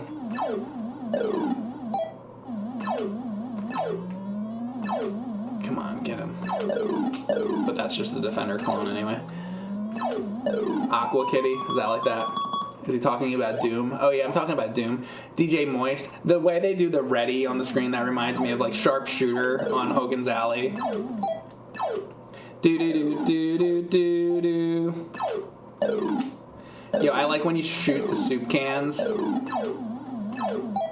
in Hogan's Alley. How come more people? Everybody's talking about like Elden Ring and Tears of the Kingdom. Why aren't people talking about shooting the soup cans in Hogan's Alley? That's what I want to know. I kind of like that game. We might come back to that.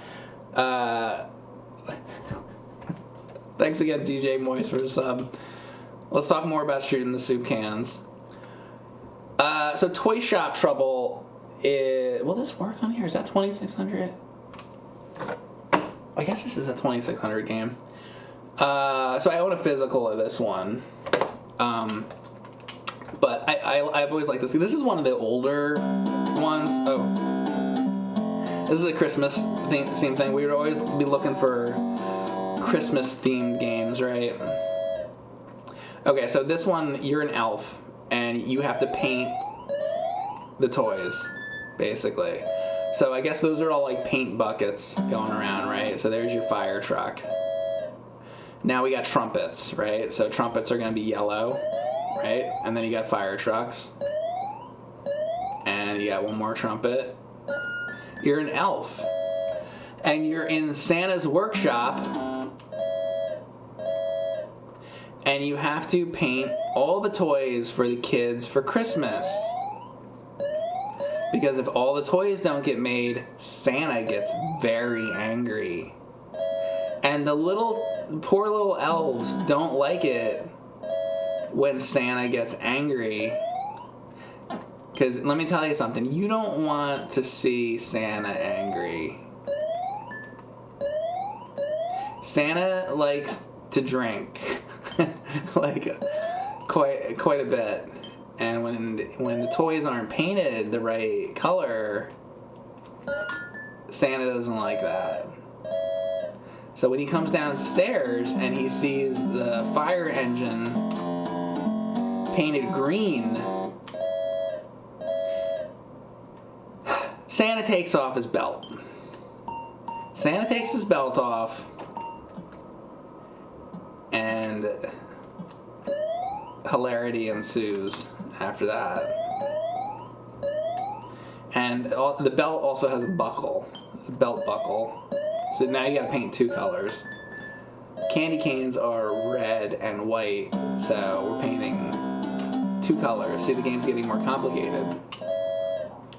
Are you following this? Is this too much for you? I can slow down if you'd like. Let's slow this stream down a little bit, because I have a feeling I'm going a little too fast for you guys. Those are trumpets. Trumpet yellow. Candy cane not blue? No. Candy cane not blue. Candy cane red and white. Even slower? You trying to... Now we're gonna have a ship. They show an example of what the ship will be. So we're gonna have like brown. So we're gonna have brown and white, right? So here's the white. Here's the brown. That ship's done. It's the good ship, Lollipop, on the way to the candy shop. See that? I got that wrong, didn't I? Alright, so, and then you like how they have like Stormtrooper.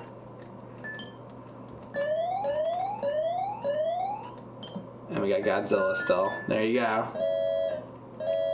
I like the stuff that they chose for this. You got Godzilla, you got... It's not just all like totally generic. At least, so that's nice. They have actual like products. Like Godzilla. Things that are licensed, I guess I'm saying. I'm changing everything brown here. And then we still have to get the trumpet. And what happens if you make it all the way to December 25th?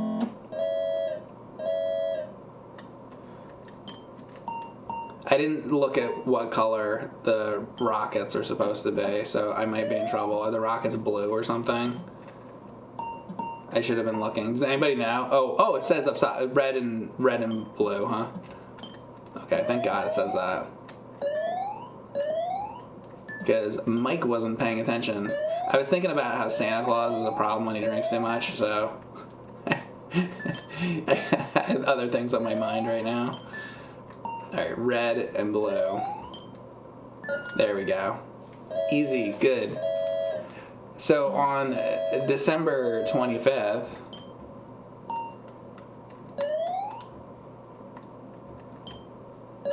that's when Santa gets mad. Santa gets plastered.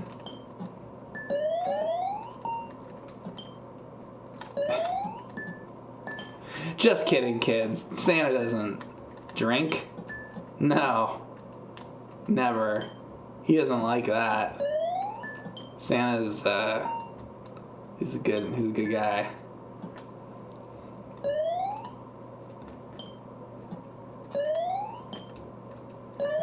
I've never gotten to December 25th in this game. I'm actually pretty curious what happens if you do. What if you get to the end and then there's a sprite of Santa Claus?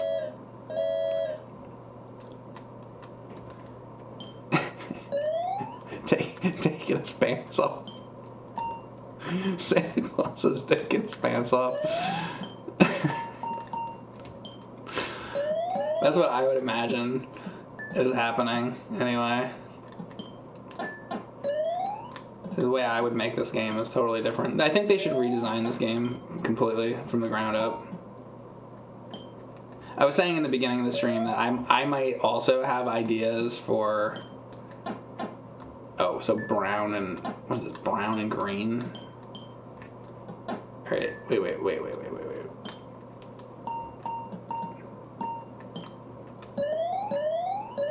Okay, brown and green for this crap.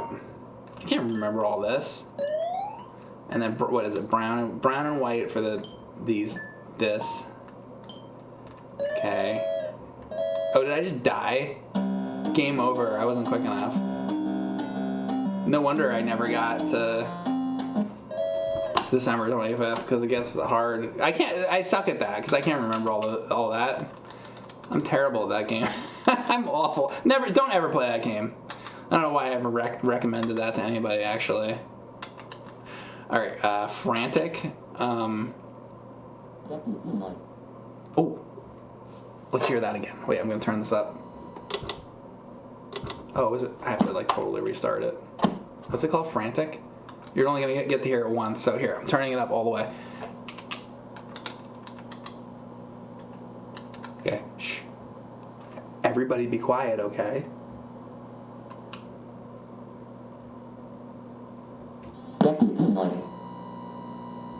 Now I'm happy. Okay, that's all I wanted. So, oh, it's just Berserk. Oh, and then now it has no sound effects? So it's Berserk with no sound effects. Now I want to know what... Boy, they spent all their money on the voice in the beginning. Hang on a second. So actual Berserk, though... Actual Berserk, not arcade, but like... This is way better. So the other one, like the graphics, I guess, are like a little better. I like this better. This just has more charm. This is just more charming. It also has sound effects. Go with the original on that one. Also on Space Invaders too. Is this gonna come back? Better come back. Oh, it did. All right. All right. What else do we got? All right. We looked at Squish 'em. Top in Time was cool. Daredevil needs music. Plague was like broken. Mega Man, it was no. Q*bert demo. Let's see this. I think this is just also just like another improved version of Q*bert. It's like faster, maybe like better frame rate. See, once again, now I gotta like look. I gotta compare and contrast.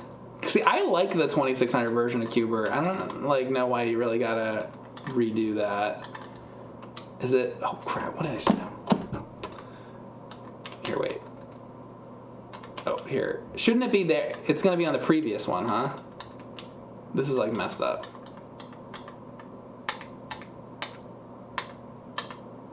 Where is Q*bert?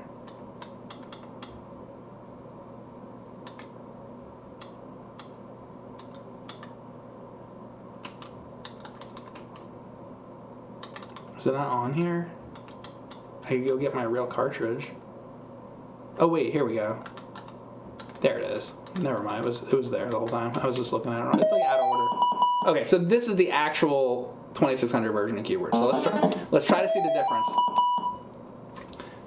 All right.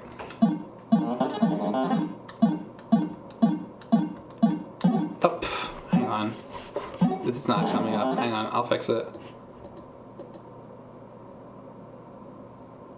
All right. Here's the actual 2600 version of Q*bert. Good thing I looked over there.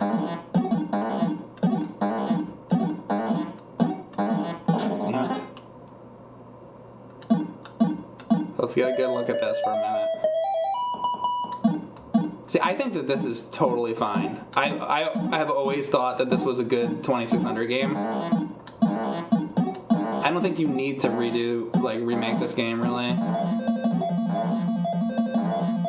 I guess maybe some people think it's not good. Well, let's now look at, what is this new version? All right. Is it even any different? Okay, let's see.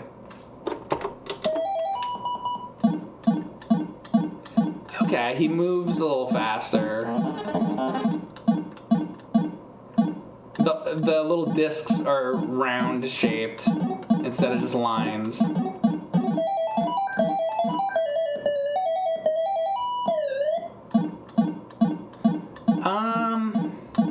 definitely moves a little faster, which is nice, actually. So this is like...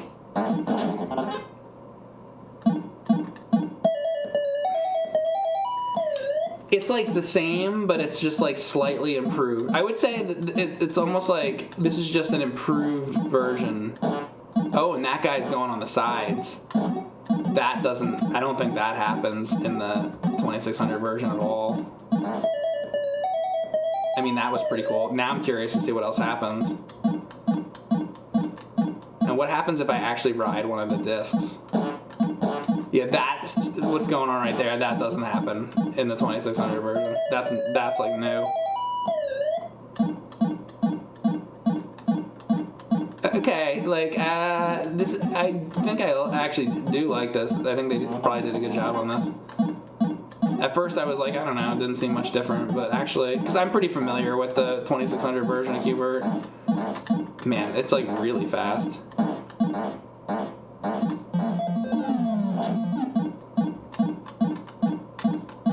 Come on. What do I do with that one? Oh, that's like, that's new. Turn me into goo or something. Okay, so there's all kinds of new things going on here. Actually. And then it says what level you're on, which is nice. Oh, and this dude, that's all new. Like, that's creating this thing. Alright, there's more differences than I thought. So you gotta like wait a little while, and then this eventually like, oh dude, this guy sucks.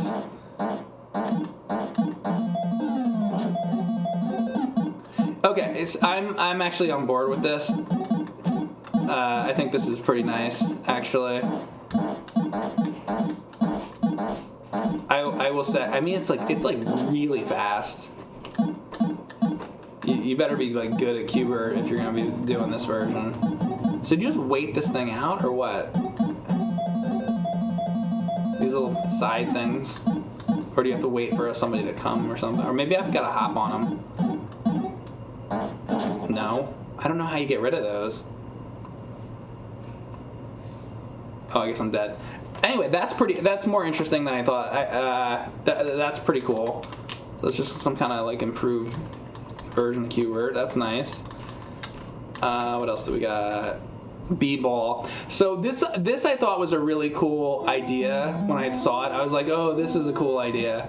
So the thing is, it's like really hard to play this. But I love the idea, but so he's gonna serve to me. But then like that, like how am I gonna like, I guess I have to always be lower, like maybe that's the thing, I gotta be lower. Here, I'm gonna get lower. Oh, this crap. So I guess if the B is on the other side of this wall, just stay low, and then hopefully now I can bounce it up. Alright, that's what I gotta do. Oh, and then it's like hard to hit it.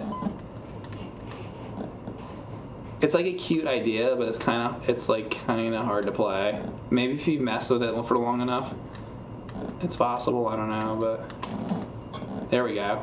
We actually got a game going here a little bit. Oh, it's hard. I don't know. I love the idea, but I don't know. It's tough to make anything like happen really. Let's see. So we have different versions of Yar's Revenge. We got Yar's Revenge Sadistic. Let's try that. And this is, I guess, once again, this is just a hack. Some of these are just like hacks. Oh yeah, it's already like really difficult. Yeah, right. Yar's Revenge. Also, like I feel like I'm moving like really slow.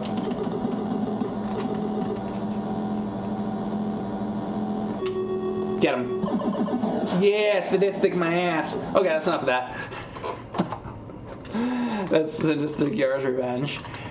What else? What have we not done? So I did Toy Shop, Bach. Oh, you know, I think this is Mike Tyson's Punch Out. Check this out. Come on, it better work. Come back. Here, okay. Is this going to be another one of these, like that plague that doesn't show up on the screen very well? Okay.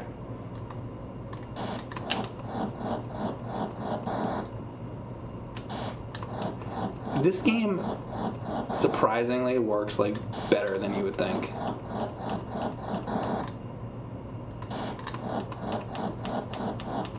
It's like actually pretty fun. Bam. This is awesome. Look, they're trying to get up again and everything.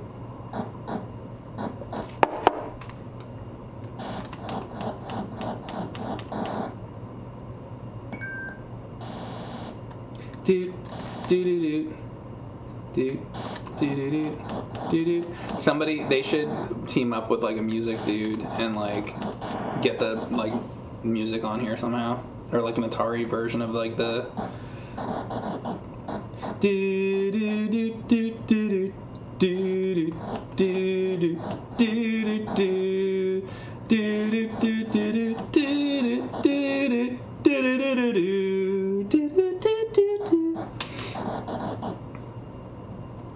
KO.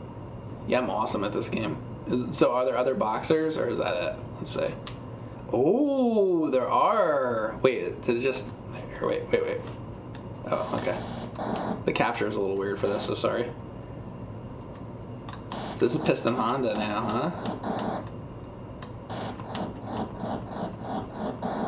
huh? That first guy didn't look like Glass Joe to me. I think they should fix the first guy to make him look more like Glass Joe. Excuse me. This is Piston Honda.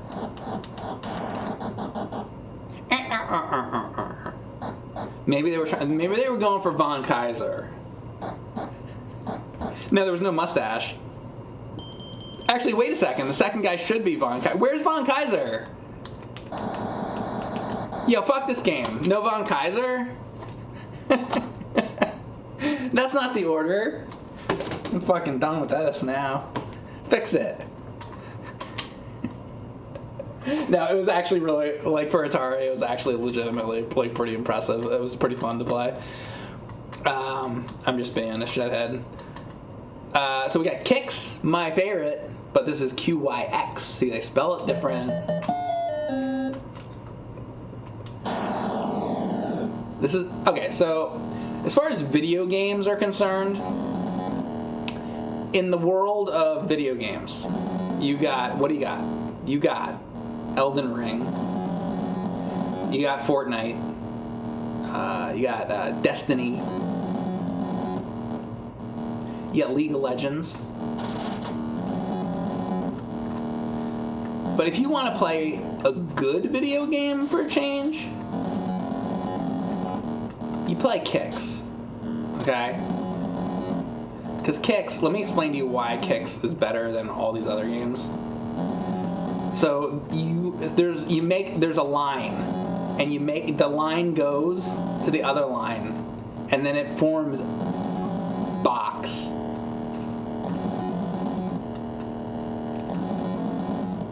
Need I say more?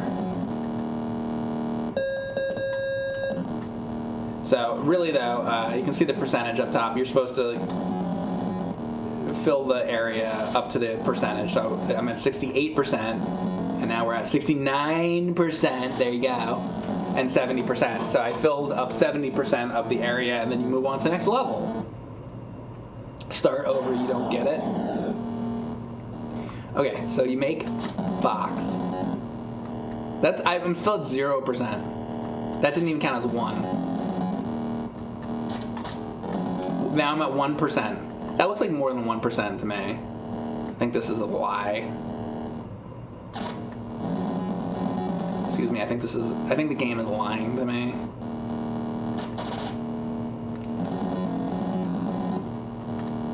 No, really though, I don't need many other games than this. So all I need is Kix and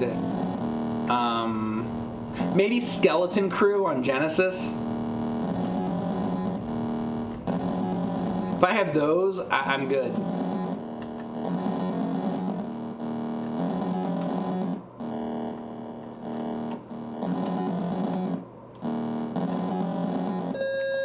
Those are games for alpha gamers. You want to be an alpha? You play Kicks, and you play Skeleton Crew, and then you shut the hell up. Yeah, so in all seriousness, this game is for PlayStation 5. This is an original game. This is made by Sony. This is a Sony-developed game for the PS5. It's one of the launch titles. Strangely, everybody talks about that Astro's Playroom. I don't know why not many people are mentioning this, because this is far superior to anything else that's on the PlayStation 5. So make sure that when you do get yourself a PS5, this is the first game that you get yourself a physical of. And they do sell physicals of this, but they just sell out so quickly that they're a little hard to come by, just like the console itself. You know, those are the only things that are rare for the PS5, by the way. It's just the console. They have trouble printing enough of them up, because the reason why they have to print up so many PS5s is because people want to play Kicks. So they need the console to play the game. So the console is hard to get, and the game is hard to get. This is why people subscribe to me, because I give you guys the information that you don't hear anywhere else. See, people don't want you to know about this, okay? They don't want you to know because they want it for themselves. They want Kicks for themselves. So they're going to tell you about all these other games. They're going to be like, oh yeah, Returnal and Elden Ring and all this stuff, and Spider-Man, Miles Morales, and all. They're going to tell you all about that. You're not going to hear about Kicks, because they're trying to get copies for themselves. And if they go around town telling everybody about this game, less likely that they're going to be able to get a copy of it, right? Now here's the deal, and I'm going to tell you why I'm telling you guys about it. Why wouldn't I keep this a secret myself, right? Well, because I have it. I'm playing it. I was fortunate enough to get myself a copy of it. So now that I actually got one of the very rare copies of the game, I'm letting you know that this is the best game for PlayStation 5. And the other stuff that's on there is just, don't worry about it. It's just all worthless.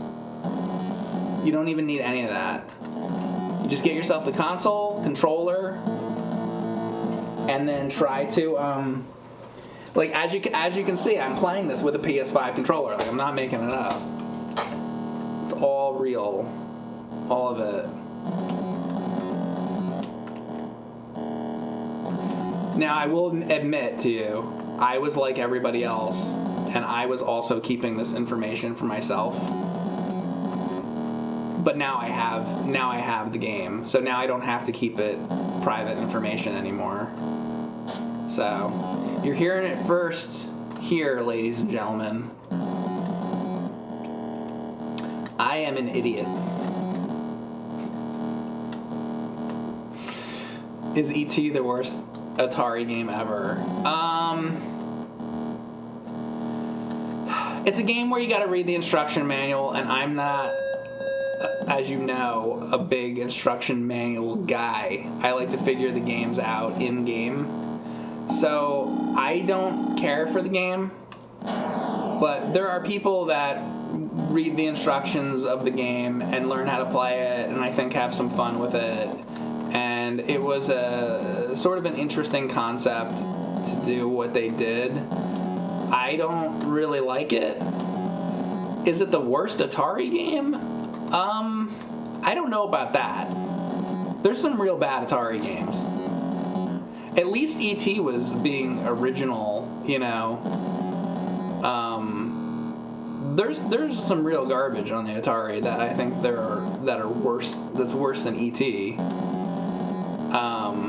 You know, more just obscure, crappy games that were on there that nobody like cares about. They're just bad games. So I don't know. I don't think it's the worst. I don't like it. I don't want to read the instructions, and even you know, James had learned how to play that game really well because he did the review for the movie. And I would watch him play it, and he knew how to play it top to bottom. At the time in the movie, at least, he knew how to play that game top to bottom. I don't know that he remembers anymore, but and I would watch him play through it, and I'd be like, okay, like, it's not like something I want to play, but like I could respect some of the ideas that were in there. Really, once you know what you're doing. I don't want to play it, but I've definitely seen Atari games that are worse. You know, to answer this question, like, seriously, like I think there's worse Atari games, like, in all seriousness. But for me, that doesn't mean it's a good game, you know, or at least it's not for me. So there's an actual serious answer to that question.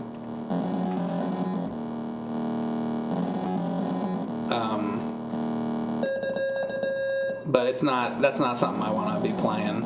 I want to play that. I'd be playing Turmoil.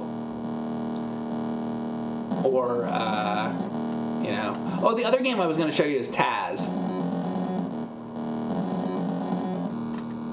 See, this game gets more difficult. So the little, those little things that are flipping around, are they sticks? Does Kix have sticks? I just died again? Yeah, I just died again. Oh, am I dead completely? I have like one more, I think. There we go. Do I have the lead homebrew game? Oh, I wanted to say, so if there's... I don't have like all the homebrews. I have another folder full of a bunch of homebrews, and it's kind of a mess, and I gotta like organize stuff more. But so what I did, here, let me show you what I did. So I have like the regular 2600 games, and I have the real 2600 games over there. And then these are ones that I put on, made sure they worked, checked, like at least looked at them, whatever. And then I just got a bunch of like random stuff on here. What'd you call it? Lead? I mean, I can see in here if it's in here.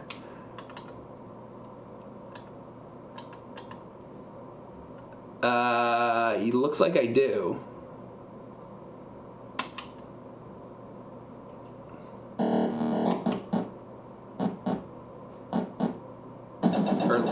Or is it lead?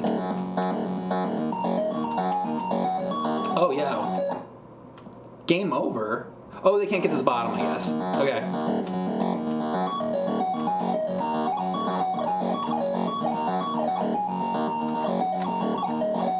Yeah, this is hard.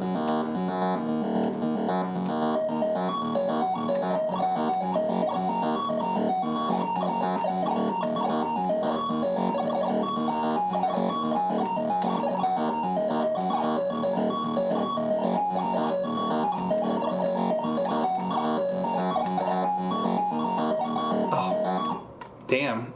It's hard. But yeah, there you go, I have it. Will you lead, Mike? Yeah, I'll lead. So, let me go through the rest I was going through here. Batman on NES. Check this out. Batman on NES on Atari, that is. Do you understand? Do you remember Batman on NES? Now think of Atari.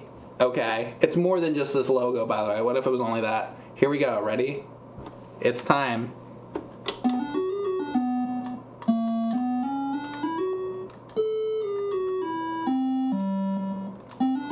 Wall jumping. They tried.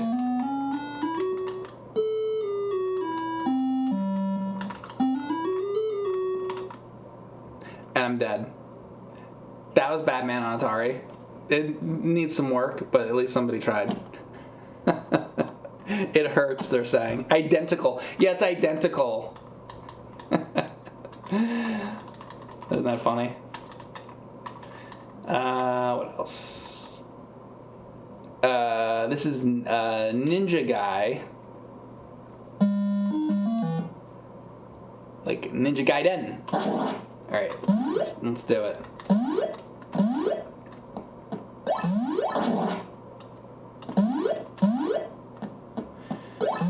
Like I want to be the guy kind of thing, or I don't even know. Whoa.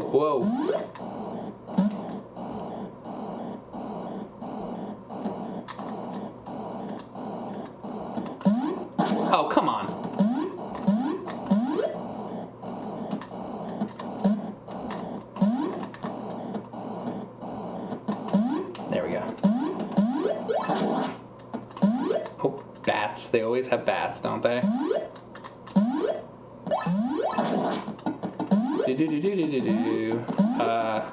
Wait, what? I guess I touched this guy? Nope.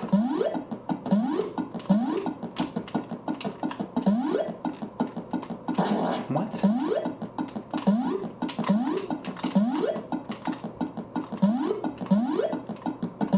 I don't know how to get out of this area. Anyone got any ideas? What if I jump on his head? Oh. That's all. Just jump on his head. Do do do do do do do do do do do do do do do do. Do do do do do do do. There we go.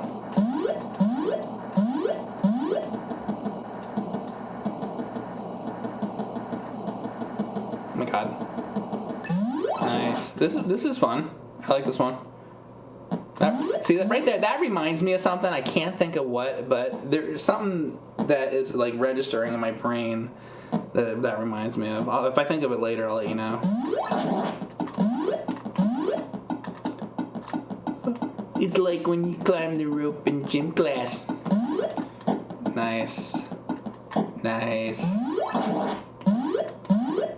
It's like that part in Castlevania when you're on the Medusa level. It's the same. All video games are the same thing. See the skulls? There's skulls in Castlevania too. This game is just like Castlevania. It's the same. You don't, oh, by the way, don't ever play video games because they'll rot your brain. They're not good for you.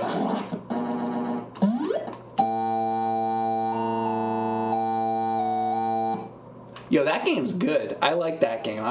We might have to play more of that. I have a lot of games to go through, so I'm just like briefly checking things out. But the ones I really like, I'm gonna write that one down. I like that guy. I like that game. Ninja guy. Okay.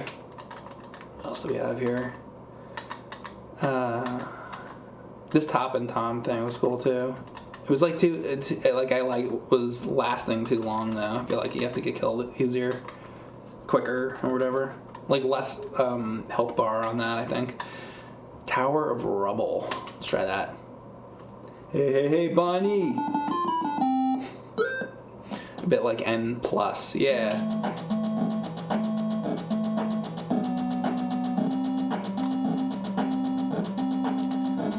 Is that like lightning? So don't get hit by the lightning, I guess. I'm assuming is what this is.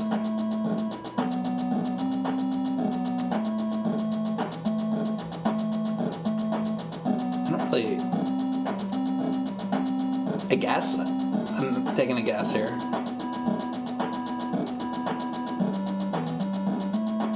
I like the way the guy like climbs up. Whoa.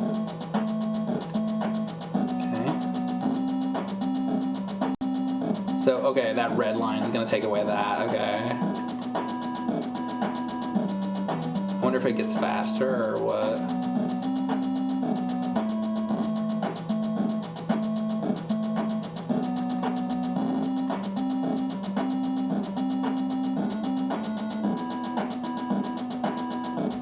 Oh, and every block that it does, you get one more thing. You get one more point.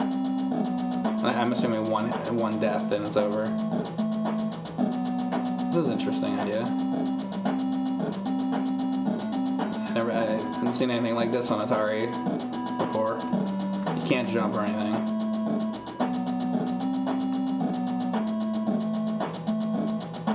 Is that gonna hurt me or just fall? Oh. Oops. Okay. Well, interesting idea. Kind of like it. What else do we got? The Lucky Chase. I forget. This. I played this Hunchy thing, and I guess it's supposed to be like Hunchback of Notre Dame, right? I assume. I'm not sure because of the bells and everything. So I guess this would be like a...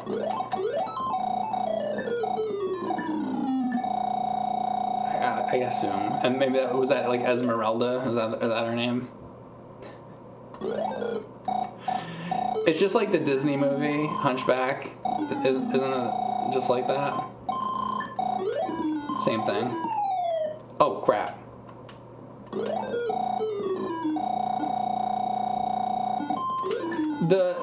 So the movement in this game is really, like for Atari, it's like pretty well done. The way you can like jump on the ladders and you go, the climbing, like all works like really well.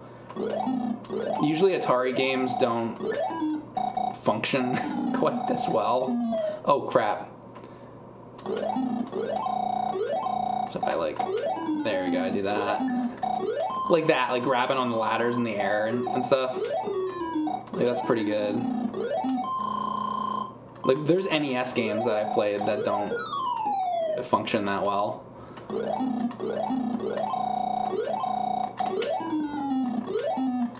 And that can like kill a game, you know, if you know your movement stinks. But the movement in this is like really nice for Atari. I really got to give it to them for that.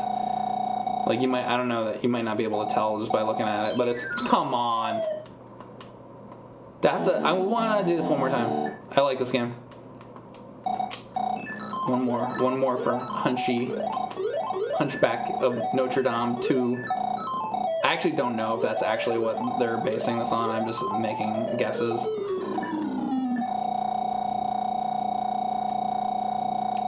Kangaroo death animation. Yeah, it has a little like kangaroo in there too, right? Well, kangaroo has the bells. Hey, there's something I would like some like hacks or I don't know, updated version of Kangaroo. Oh man, I don't know if anybody's done anything like that. I guess I could check that big folder that I have. But like, yeah, some Kangaroo like hacks or like, cause I love Kangaroo. It's a great like arcade game. Let's see if I can get a little further here.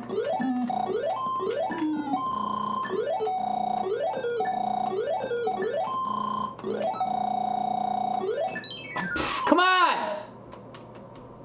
This is where I died before, right? Come on.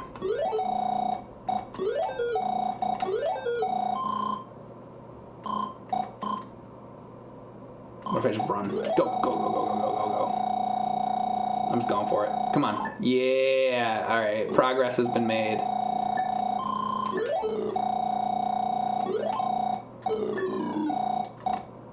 This is all I need. You like? I turned the game on. I knew what to do from the beginning. Just get the bells. I didn't have to hear the story of this guy for like 45 minutes. It was just, hey, go get the goddamn bells. Was the story. Man, that was a hard maneuver to do. All right, so that was like Esmeralda or whatever. Isn't that her name? I don't know. I don't remember. What else we got? Princess Rescue. Oh, Mr. Yo-Yo and Unholy. Let's do Unholy. It is time for Unholy. I should be doing this in October. Da-da-da! Da-da-da-da-da-da! Check this out. Like the Exorcist.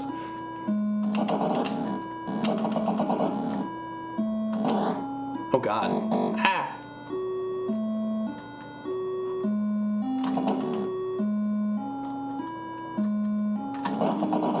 I like there you're fighting with Yo, this is just like Dante's Inferno. And these are like the holy attacks. This is the same as Dante's Inferno.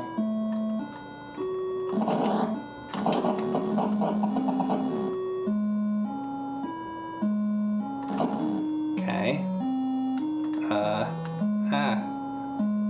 What?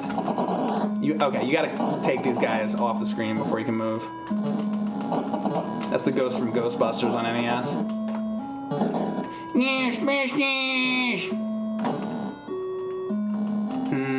Now the key's in there.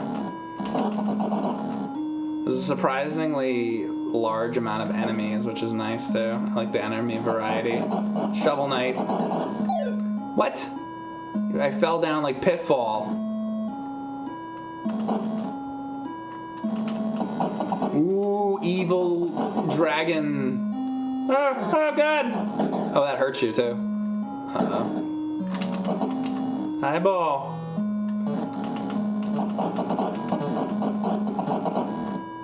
Ooh.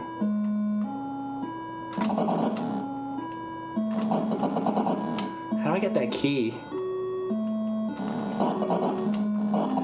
Thank you, Cal X, for that sub. Appreciate it. Ah. I've gotten 0 keys. Oh, God.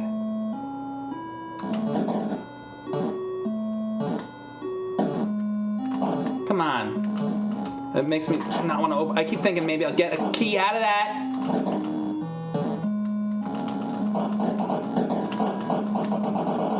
Jeez. Give me something. Oh, what's... Oh, was that holy water? The life is holy water. That's pretty awesome.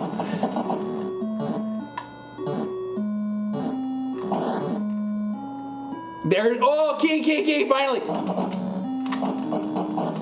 Now I'm getting serious. Oh, we got a key. Alright. Now what do I do with it? Yo, I don't beat this game. Yo, what's up with you? You ever beat Unholy on Atari? How have you not beaten Unholy on Atari before? I'm gonna stand right here. Yeah, no, this is a video game. This is what video games are all about right here, guys. Thank you, Amagon _ for the sub. For gifting a sub to AC Adapter. You just got a gift sub. Thank you. Oh, come on. Come on. I can't even walk. I want to find the door to use the key. Or I assume it's a door. Maybe it opens something else. Maybe it opens a treasure chest. Oh, is this the door? What do I need? More keys or something? I'm sorry, but is that like a dick and balls? Like, but you're in hell, so it has like spikes going through it. It has like knives going through it, dick and balls. Alright, so I don't know. I can't get... Maybe this isn't the door to go through? I don't know. I can't figure it out. Me dumb. Me stupid. Well, it seems like a cool game, though. What else do we got? How about Batman on NES again? Alright, Mr. Yo-Yo, everyone. It's time for Mr. Yo-Yo.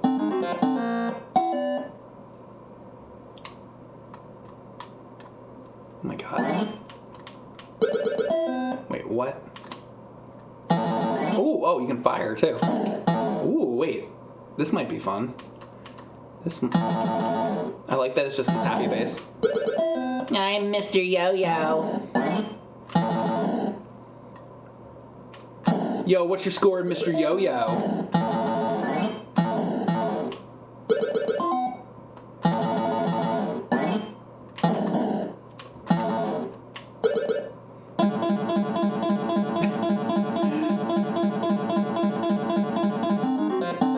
Yo, this game's awesome. I wasn't very impressed with Tears of the Kingdom, but now I'm impressed. Now we have quality.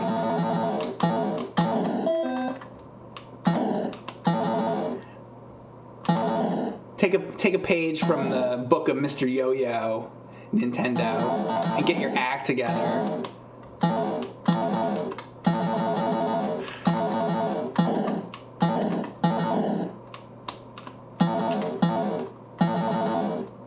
I don't know what the green and red bar at the bottom is all about. And you get like coins. Yo, the coins? What is there, a shop? This game has a shop?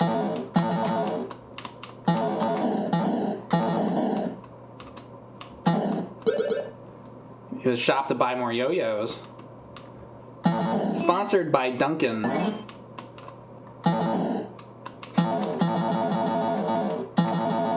Oh, I never get any of the money.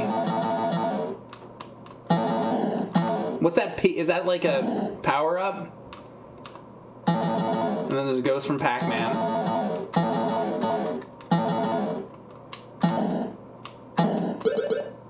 There's all kinds of stuff going on here. I'm never going to get money. Oh, God!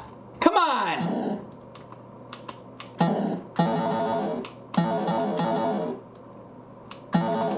My whole goal in this game now is just to get 1 coin. That's all I want, really. It's always like not where I am. There's no way I'm getting any of that. I just gotta get lucky to get that.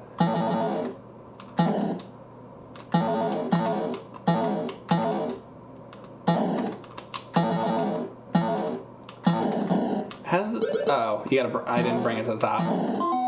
I mean, I should do that quicker. Doo-doo.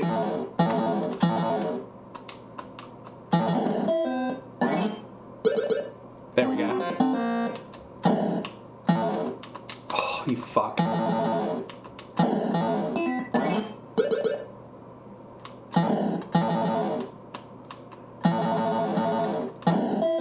Do you think the happy face is actually happy?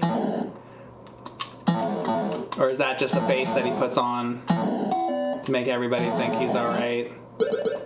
It's like when you go into the store and somebody goes, you go, oh, they go, how you doing? And you go, good. But you're not good. You're not actually good at all. Is this happy face good? I don't think he's good. I mean, he's got bats. He's missing all. He's not getting any of the money, and he has monsters, and he's seeing specters. I don't think he's good at all.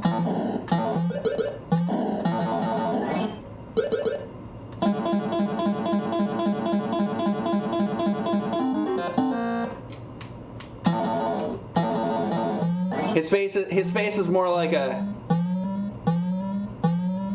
He's like, yeah, I'm great. Are you having a nice day? Good. That's the smile. I just blew up the money.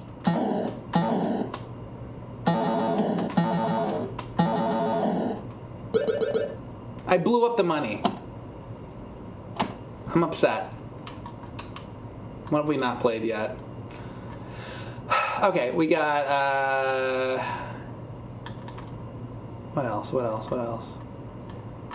Done a lot of them now. Tower, and we tried that. So Star Castle.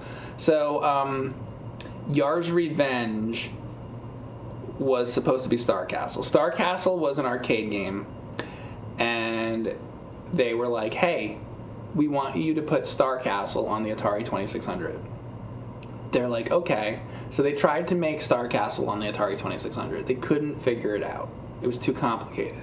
Once again, because limited space, all that. We talked about that earlier.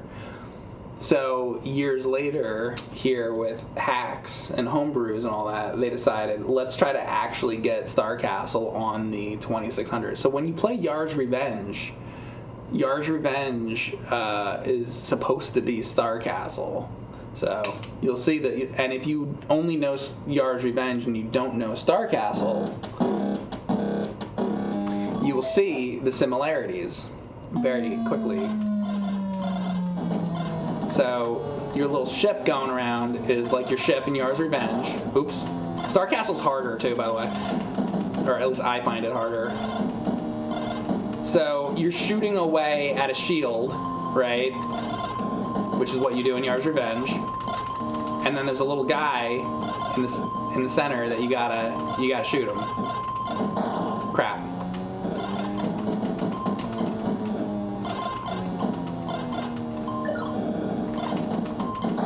Oh, can I eat away at that too? Hang on a second. I gotta get this down.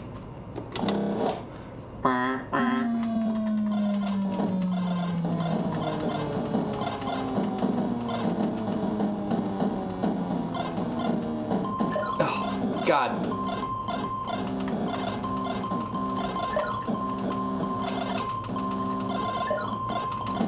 Yeah, it's definitely super difficult.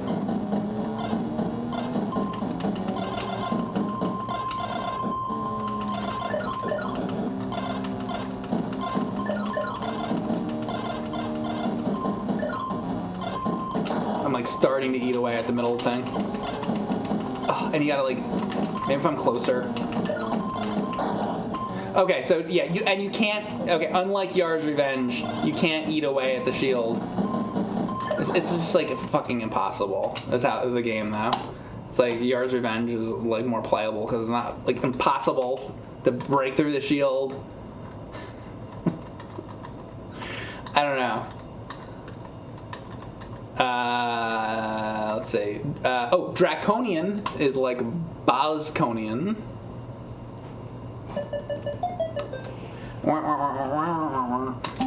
So this is an awesome hack, homebrew hack, whatever you want to call it, that they did. There's voices. This is a very high quality one. I like, of all of them that I'm impressed with, like I'm very impressed with the job they did on this. Whoever did this like knew what the hell they were doing. Here, I need to like actually wait. Hang on, let me start this over. I like Bosconian. It's a fun game. Thank you, Alfred and the Fedek, for the sub. Alarm! Boom! Yeah, blow up.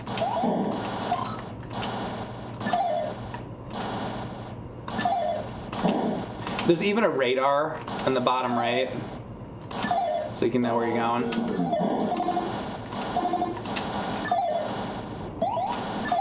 It's not the best radar, but hey, it's a 2600. There is a radar. It's pretty impressive. You would think they wouldn't have been able to get that on there.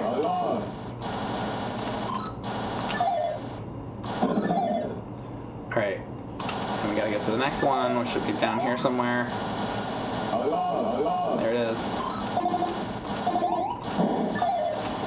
I don't know if you can shoot the metal thing. Oh, you can. Da da da da. Blast off!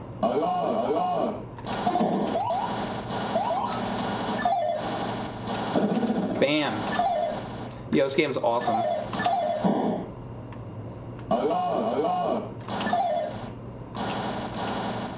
I miss old video game voices like that just sound like a video game voice. You know what I mean? Like Sinistar.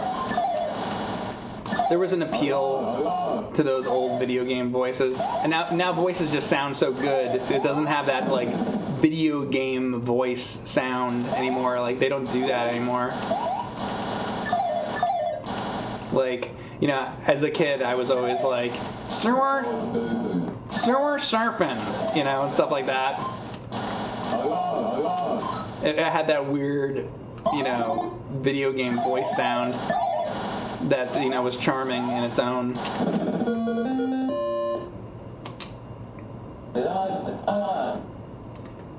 Bury me with my money.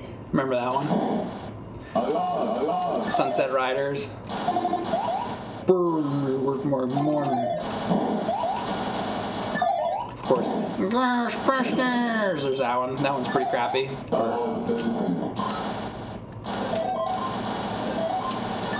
Or the scream in American Gladiators.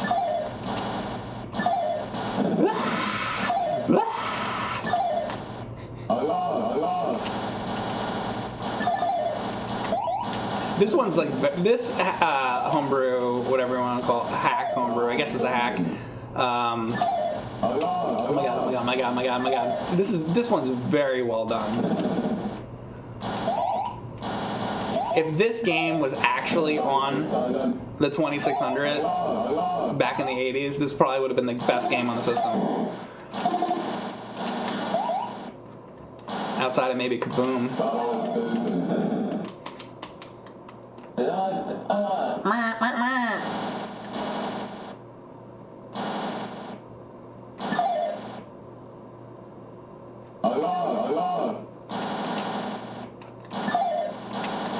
Come on.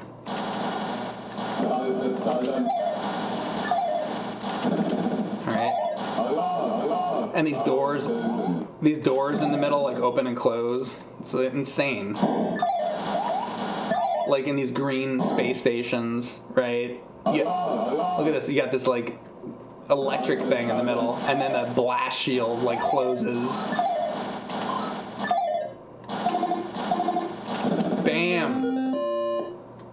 This is what you want. You're playing Atari hacks and homebrews. You want this game. That's draconian. Definitely recommend that. That's awesome. What else have we not done here? You read that programming on Atari 2600 was crazy hard. Oh yeah, absolutely back then. Let's see. Not to take anything away from anybody now, but I think back then they had a very limited room that they had to work within, where now you can use much more space, as much space as you want. So it's like if you want to, and also like there's probably different tools, back then. It's like you'd have to use all the same tools that they had back then, plus use the exact same space limit if you really wanted to, make an Atari game the way they did back then. All right, the Final D.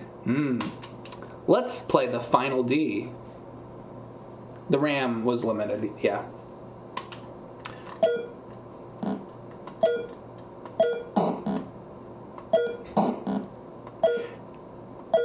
So I'm assuming this just gradually gets faster. Retro HQ is releasing a flash cart for the 7800 called 7800 GD. What is it? Okay,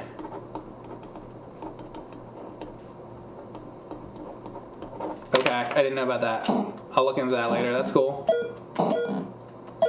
But isn't it amazing that we're in 2023 and only now that's getting released? You would have think that would have came out like 5 years ago, About time, but better late than never.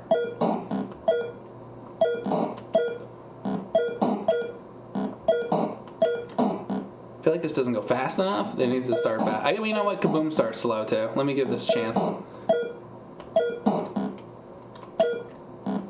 Let's see if I can get to 2,000 points. How about that?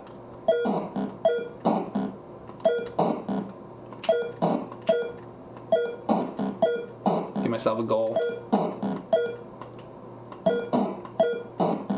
Like, it seems really easy so far.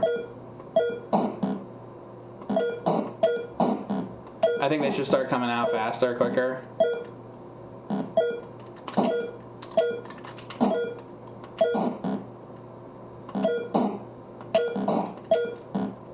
But let me shut my mouth until I get to 2,000 points.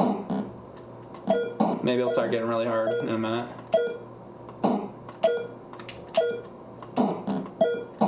$1,000.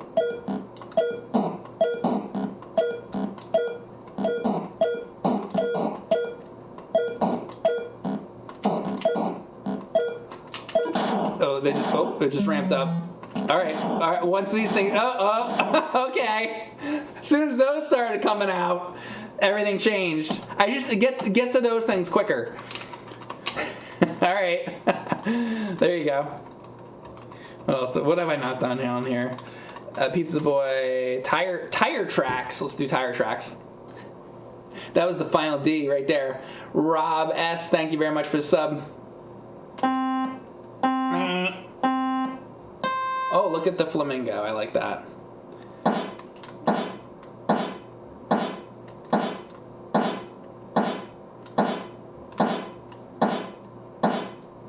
This is tire tracks. Charge! That was tire tracks. Hope you guys enjoyed. Best game I've ever played in my life, by the way. Love it so much. What else do we got here? We've got, remember Miss Pac-Man? Remember Galaga? Well, now you've got Mrs. Galactopus. Because why not? Can you kill Mrs. Galactopus? We'll see. Oh my god, I killed Mrs. Galactopus.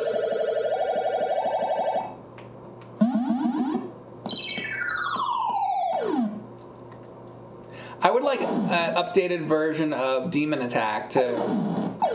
Demon Attack, something. I don't know. Demon Attack something.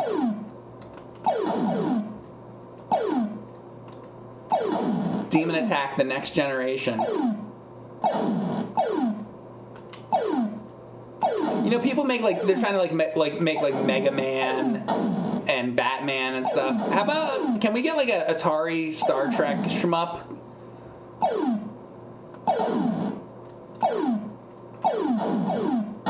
I don't like the Star Trek game, the arcade Star Trek.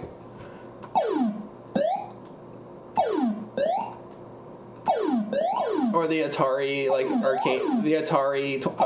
Star Trek game. Like, I don't like those games. I want somebody to make like a good Star Trek game for Atari that's like actually fun.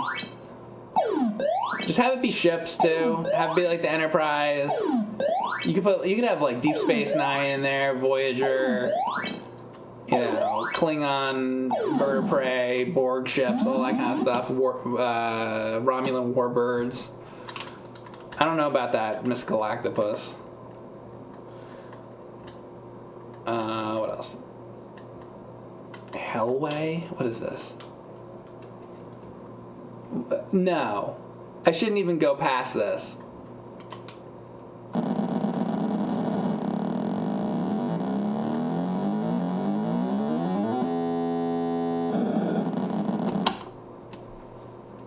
It is you have a QR code. It just like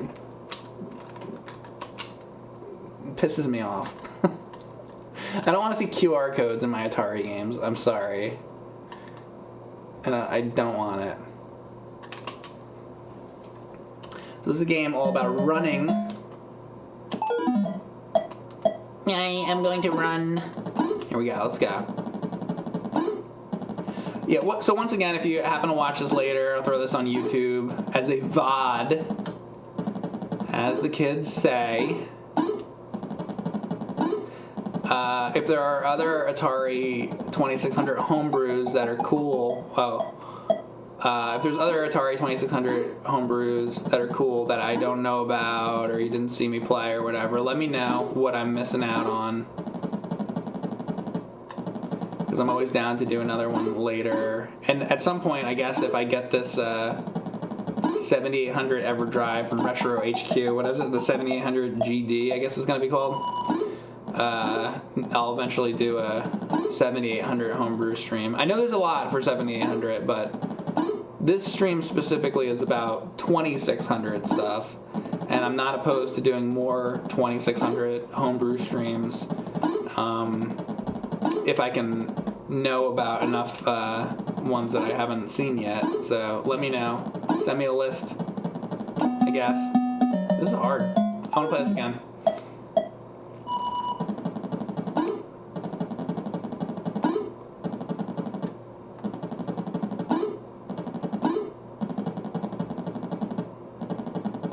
I like the little slide. It's like a fucking gnome. Oh, David the gnome.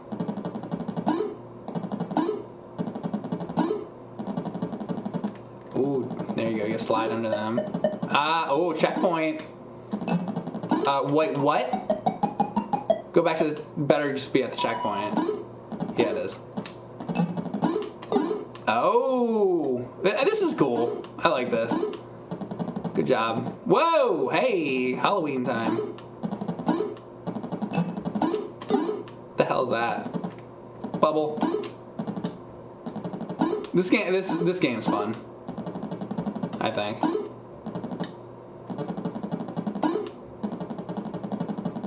Nice, checkpoint 2. Ooh.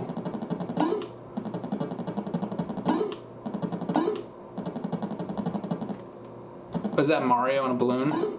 Balloon fight. Oh, okay, I didn't jump that bit. He was like in the middle. He looked like he could go under him. So you gotta jump that bee.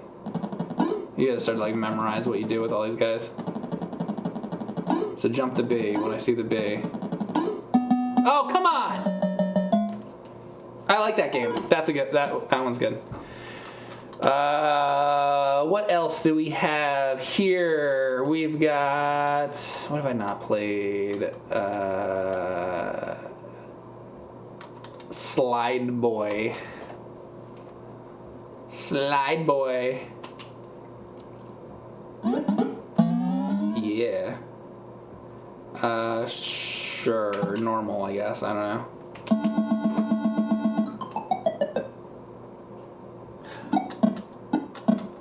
I have a game like this on my phone, but I feel like it's more suited for Atari. I like the way the numbers go away. It's a nice little touch. So the way I hit the button or hit the button. Little puzzles to figure out.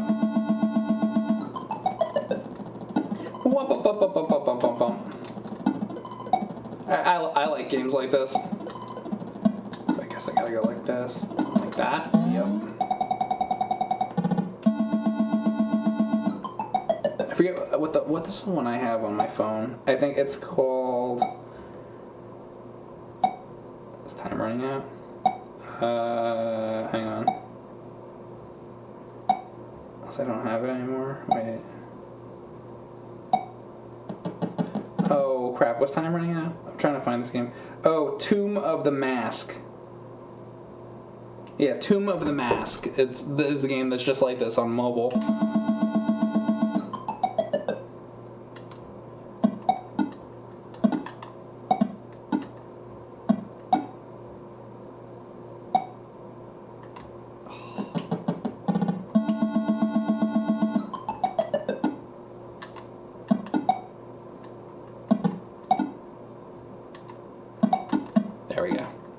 There we go. Tomb of my ass. Oh yeah, that's what it's called. I wonder if Mike bought some of these homebrews. I did indeed. Some of them are a little expensive. Like that Robotron one I bought. That was like $20. And then the Zookeeper I bought, and I have a lot of the physicals, too over here.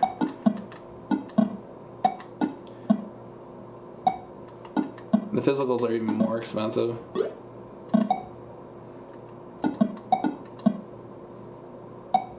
Oh, what?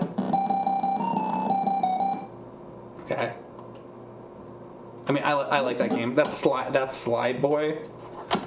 That one's cool. Sorry, I was like talking. I can do better than that, but let's just move on. I like that game. That was Slide Boy. What else have I not done? Like this, I bought like this one, like Robot War, and Kicks. I bought Kicks. There was a bunch of these I bought. That's the thing. Not some of the games are free and some of them are not free. Just so you know.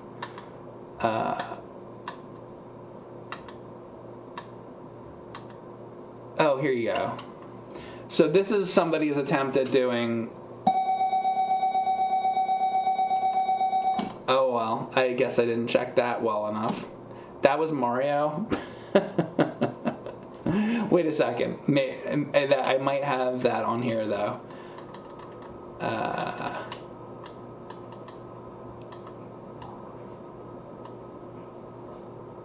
Hang on. I might get a second chance at that. I gotta fix that. Oh, is it not on here? Alright, I'm gonna have to fix that one. Well, if I do another... Borg Wars.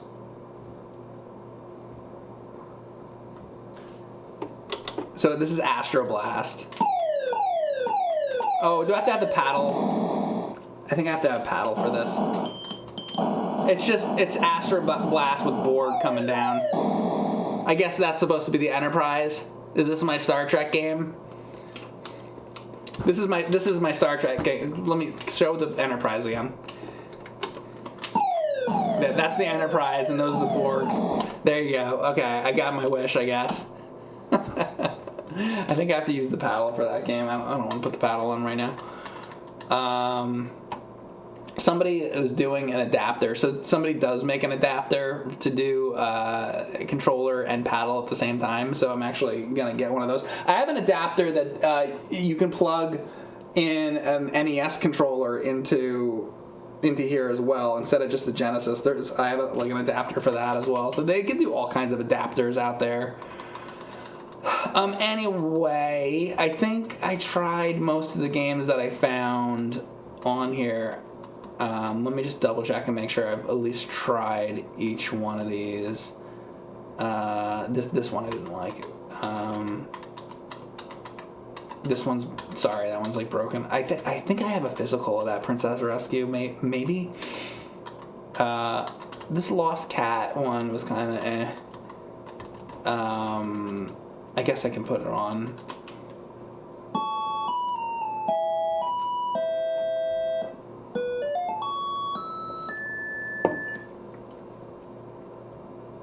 Poor little kitty.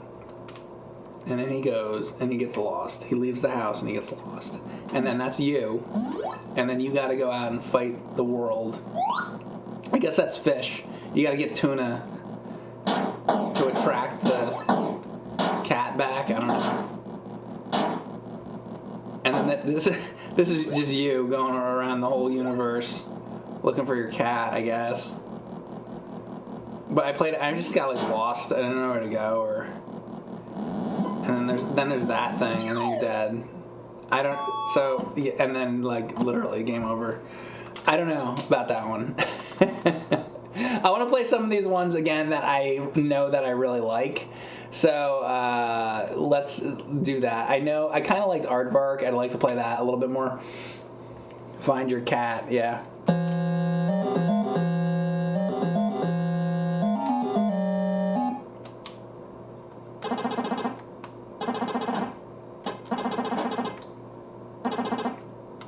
Alright, so let's start doing score here.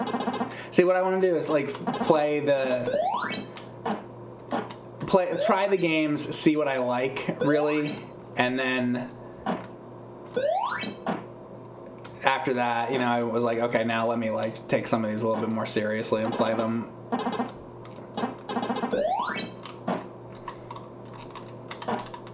And I do like this one. There is like another version of this. I don't know if it's on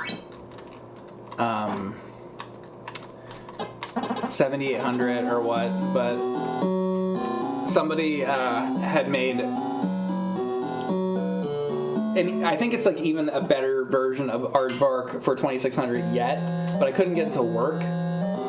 It might not work on the Harmony card, so like it might just be like a Stella, like a PC thing.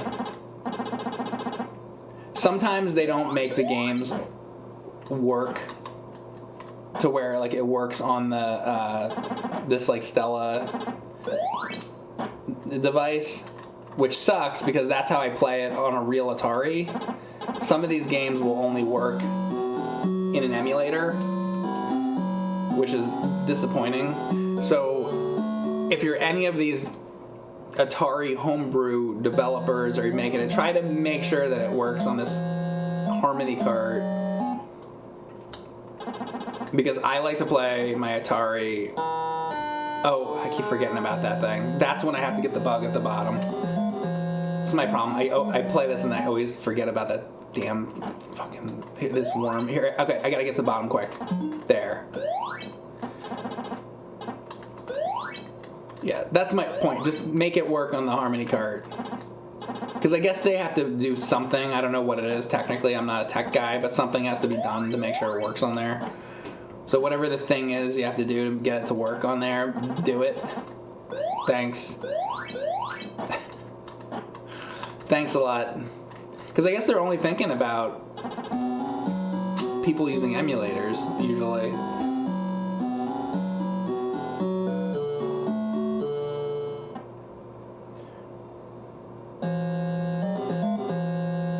There were other flashcards for 7800, but only a couple were ever made years ago. Right. Well, there needs to be one that's like always available.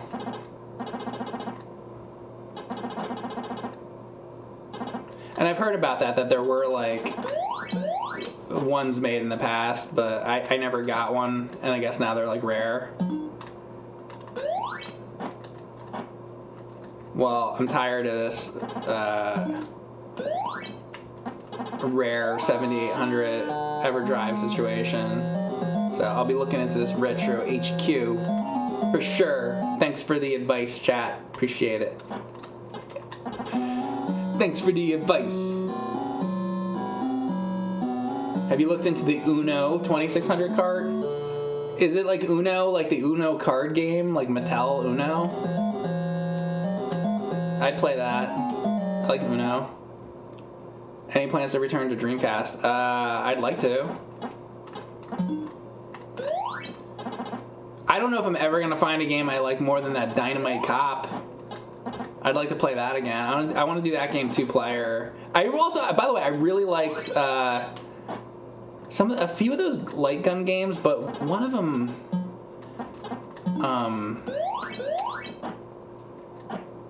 I was having problems with one of them. I forget. If you watch that stream, I forget what was happening exactly, but it was like I really liked a couple light gun games.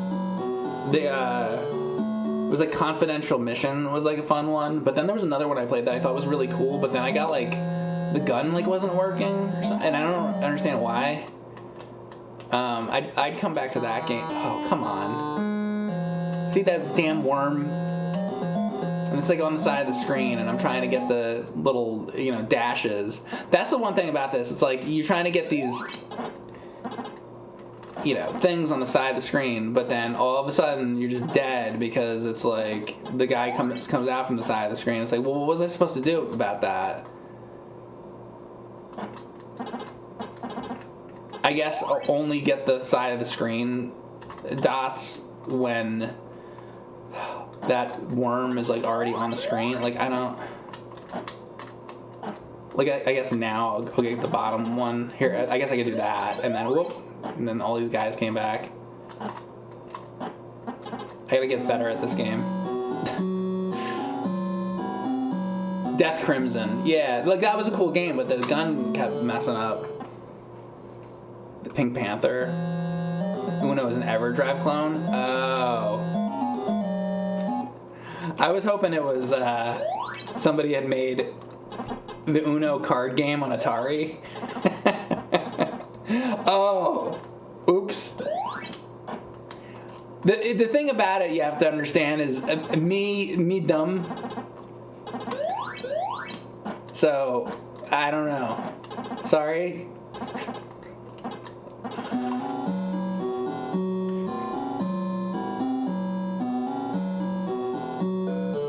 Play Hogan's Alley street level. I don't really like the street level one. I like the soup can part of it.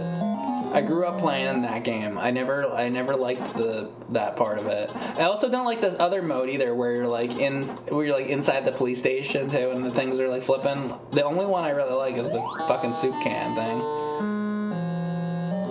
I'm like that with what is it like the duck hunt thing, where it's like like skeet shoot. I like the skeet shoot thing, but I don't really like duck hunt, and I mean duck hunt's fine.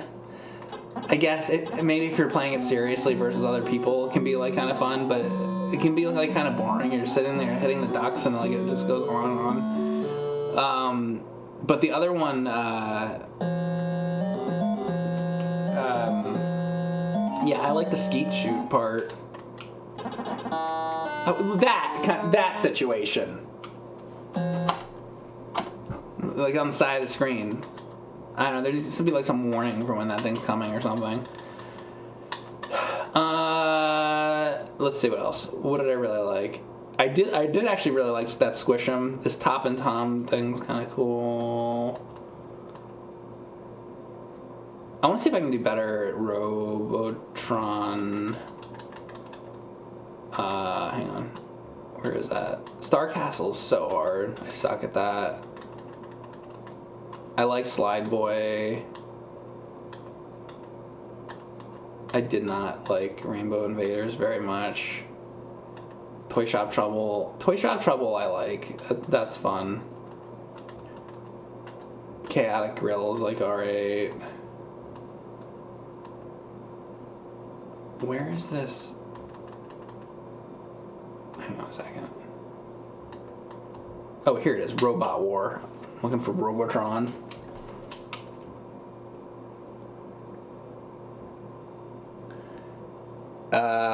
No more Heroes for Wii. No, I haven't tried that.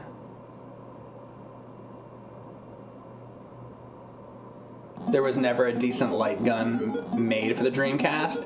I have a few different light guns. I think I have 3 different light guns, and the one I use is alright, but it's like, I agree. Like, it's actually like not the best. Like, some are better than others, but like, yeah.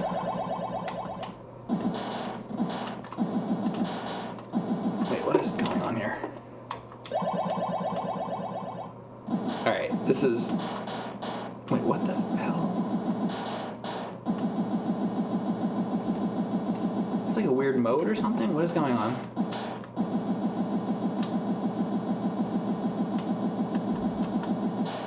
Wait, this is not playing like it did before. What did I do?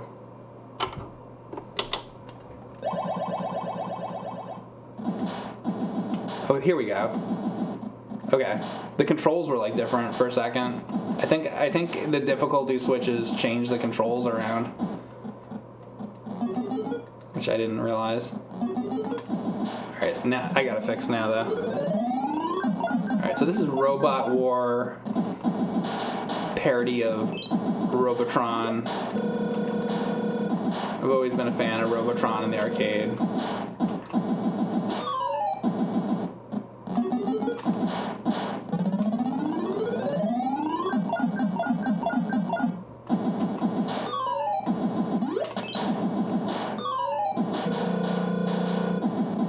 Does this dude have troll hair? Me? Because I can't imagine that you're talking about the game, because I'm playing as a robot. It's like Alpha from Power Rangers or something. So, is my hair like troll hair? Sure. Yeah. Trolls in Crazy Land.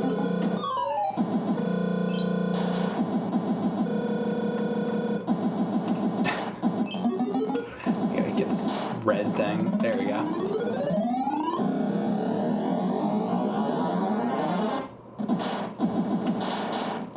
You're saying somebody said they didn't know there was a 2600 port.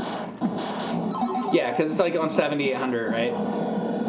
Yeah, this is for 2600. I'm playing on a 2600, so this is a version that they made for 2600.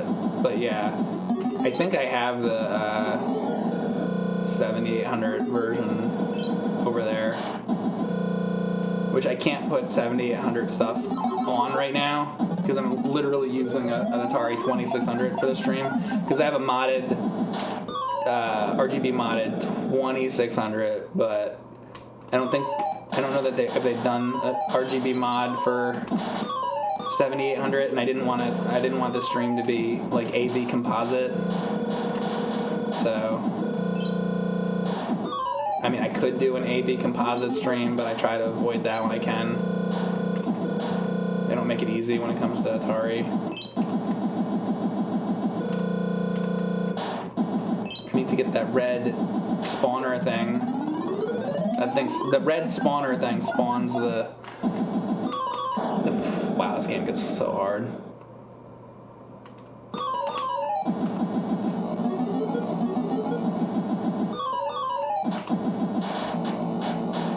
Typewriter from Sesame Street.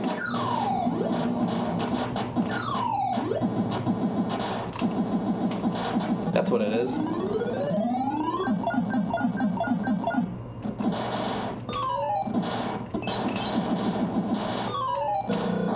God, there's so much going on. It's crazy. Oh my God, I was trying to like work my way through there. So hard. 67,000. That's a fun game. It's so hard though. What else? What else do I like on here? I mean, Kicks is fun. Should I have a more serious go at this Pac-Man 2600 8K? I'll do one like attempt at this. Let's do Pac-Man 8K. I think it moves a little too slow. Is this? Oh, this is 7800. I think this one's better. This Pac-Man collection one actually, but that's a 7800 game. Yeah, I think this one, it's like nicer than, obviously like than the 2600 game, but it's too slow. Yeah, hold on a second, because let me show you on Atari what I'm used to. Let's look at a real Atari game. So here you got Junior Pac-Man. Look at that. This is so much better. I'd rather play this. So this is not a homebrew. This is a real game. So like, this is like a faster paced Pac-Man game. And I need it to be faster paced. Like when I play, if you guys remember, I did some like Miss Pac-Man streams. Like I like the speed hack for that. Even this is like, honestly, like a tad too slow. That would be nice. Yo, if somebody did Junior Pac-Man, like this game that I'm playing right here, is there a speed hack? Hold on. What if that exists already? Hold on a second. That would be amazing. What if that exists? What if it exists and I have it already? Junior Pac-Man Throttle? I mean, there's two different Junior Pac-Man things. Let's see what this is. Does that mean faster? Dude.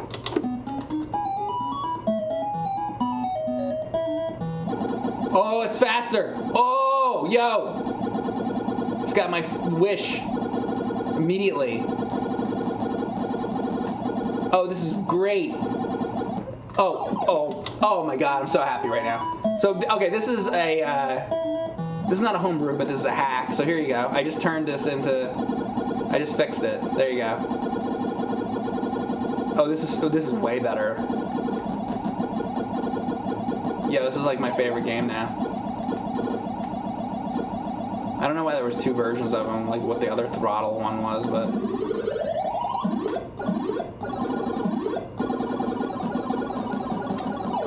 Whoa, I'm like all over the place. It might be a little too fast.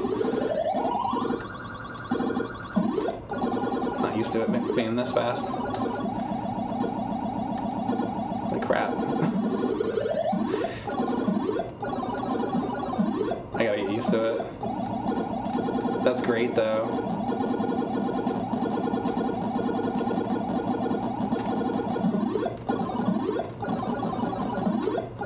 I guess somebody else had thought of the same thing. They were like, yeah, this game needs to be faster.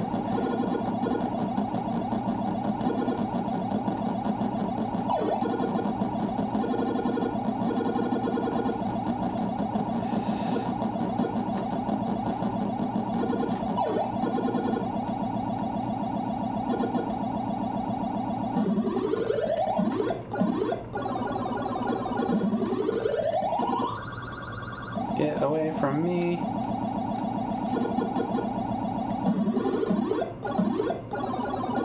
Bam! Yo, this is great.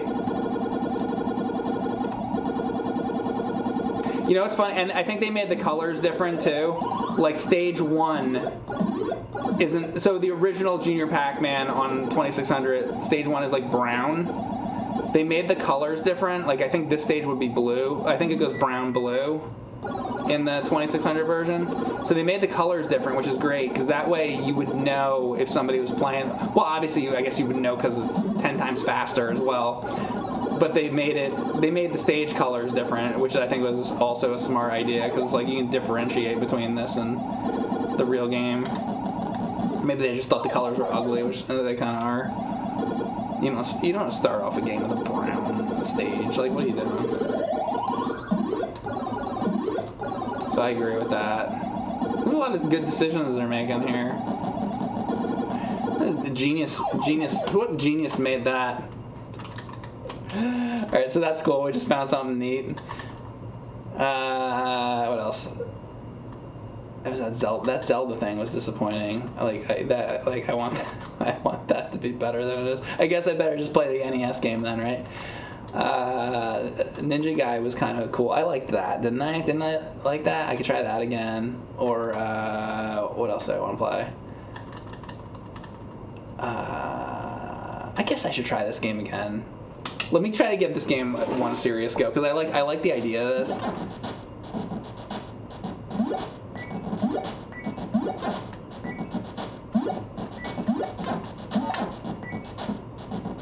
So okay, if that blue bar on the bottom goes all the way down, oh, you know what? It's one death though, huh?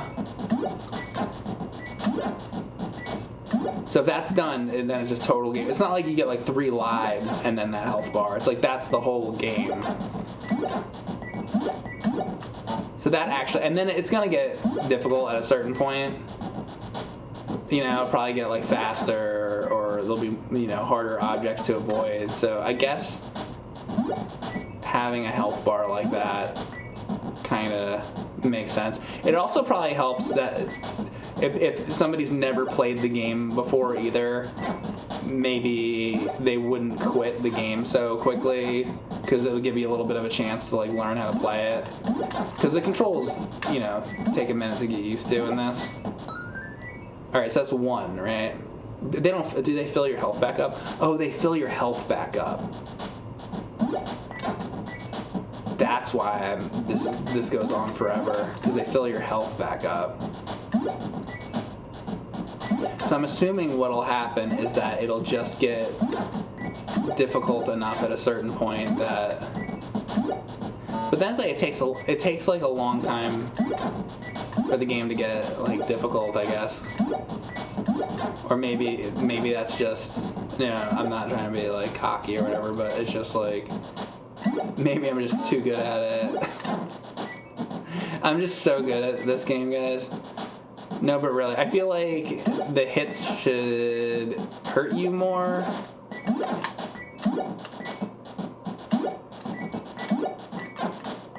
Like, I wish you got like 4 or 5 hits and then you're done. That's the same way. This is what I said like an hour ago or whatever when I played this, right? I kind of still feel the same way. Like, look at that energy bar. I'm never gonna die with that energy bar. But then you'll be like, I know it'd be like, but, you know, if you get to like stage 10, then at that point, I'll probably be dying left and right?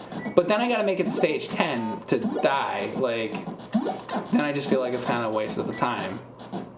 That's what I would do. Or I want a different mode to this where the hit points are, you know, you get hurt more. That's the difference I would make with this game. Or maybe, wait a second, is there a hard mode? Wait, maybe that's the problem. Wait. Hang on a second. I don't think there is. What is this game? Top and Tom or something? Hang on a second. Let me like totally start over so I can. No, it just goes right to the screen. And then right difficulty. I actually had it on B already. So that, if there was a hard mode, I would have already been on it. It just, yeah. This is like almost awesome. Make me get hurt more, quicker. I want that game to be better than it is. It's just like, it takes too long to get hard. That's what she said. This has been a Michael Scott moment. Dun dun dun dun dun. I want to do Zookeeper.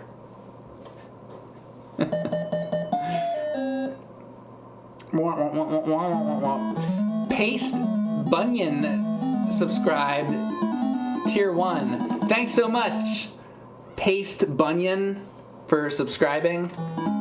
Nothing I like to talk about more when I play Zookeeper homebrews than Bunions. I like to discuss Bunions when I play Zookeeper for the Atari 2600.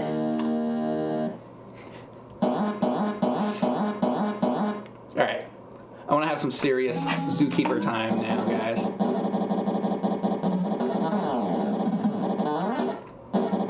Anyway, I hope you've enjoyed this Atari homebrew stream. Leave me a comment later on YouTube after you've watched the stream. Be sure and watch the stream first, or at least skip through it. Do some research yourself. Look into Atari homebrews, because there's many out there that I didn't get the chance. It's like endless when you start getting into Atari homebrews. You know, you could just keep finding stuff forever. So seriously, like, if you know of others that are fun or good or quality, drop me a message, let me know. And then I will start collecting another batch of Atari 2600 homebrews. And then one day when I have enough more quality ones, I will do another Atari 2600 homebrew stream. Because I really, I want to support, I feel like the NES homebrew community and all that is doing pretty well for itself. You know, there's endless Zelda and Castlevania hacks and, you know, all kinds of, like, NES is doing all right, but the Atari scene needs some help, and I think it deserves some more attention than it gets, because there's some really cool stuff. And by the way, speaking of Zookeeper, so you know how there's let's say Donkey Kong and Burger Time on NES, right? Can somebody make Zookeeper for NES? Can we get an NES port of Zookeeper? Please? Can somebody do that? Imagine that NES cart. It's like Zookeeper on an NES cart. Even if it doesn't make it to cartridge form, just to have the ROM of it to be able to play it would be awesome. And I think, you know, this Champ Games, I think they really nailed, you know, the arcade game pretty well.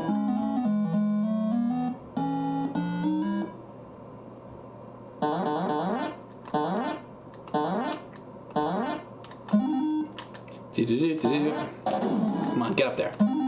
Ah, there you go. Also gotta support the 7800 homebrew scene too. I want to do 7800, but I need the EverDrive thing.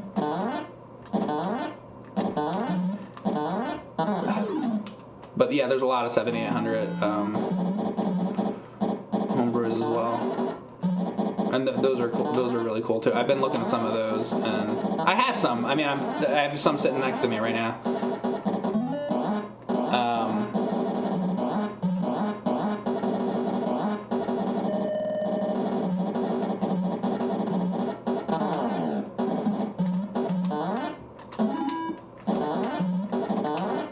Getting a little wild here. Holy crap. I don't know if I'm gonna beat this one. I need...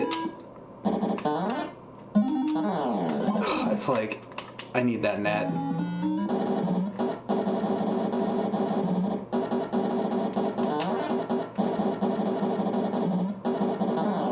There it is. Come on. There's no way I'm getting it in time. Oh, I got it!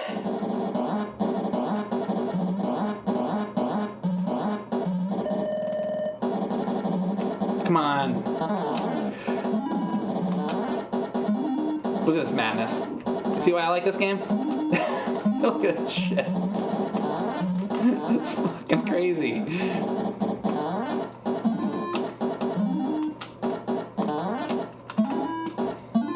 Oh my god. Yeah, I couldn't get past that. 156.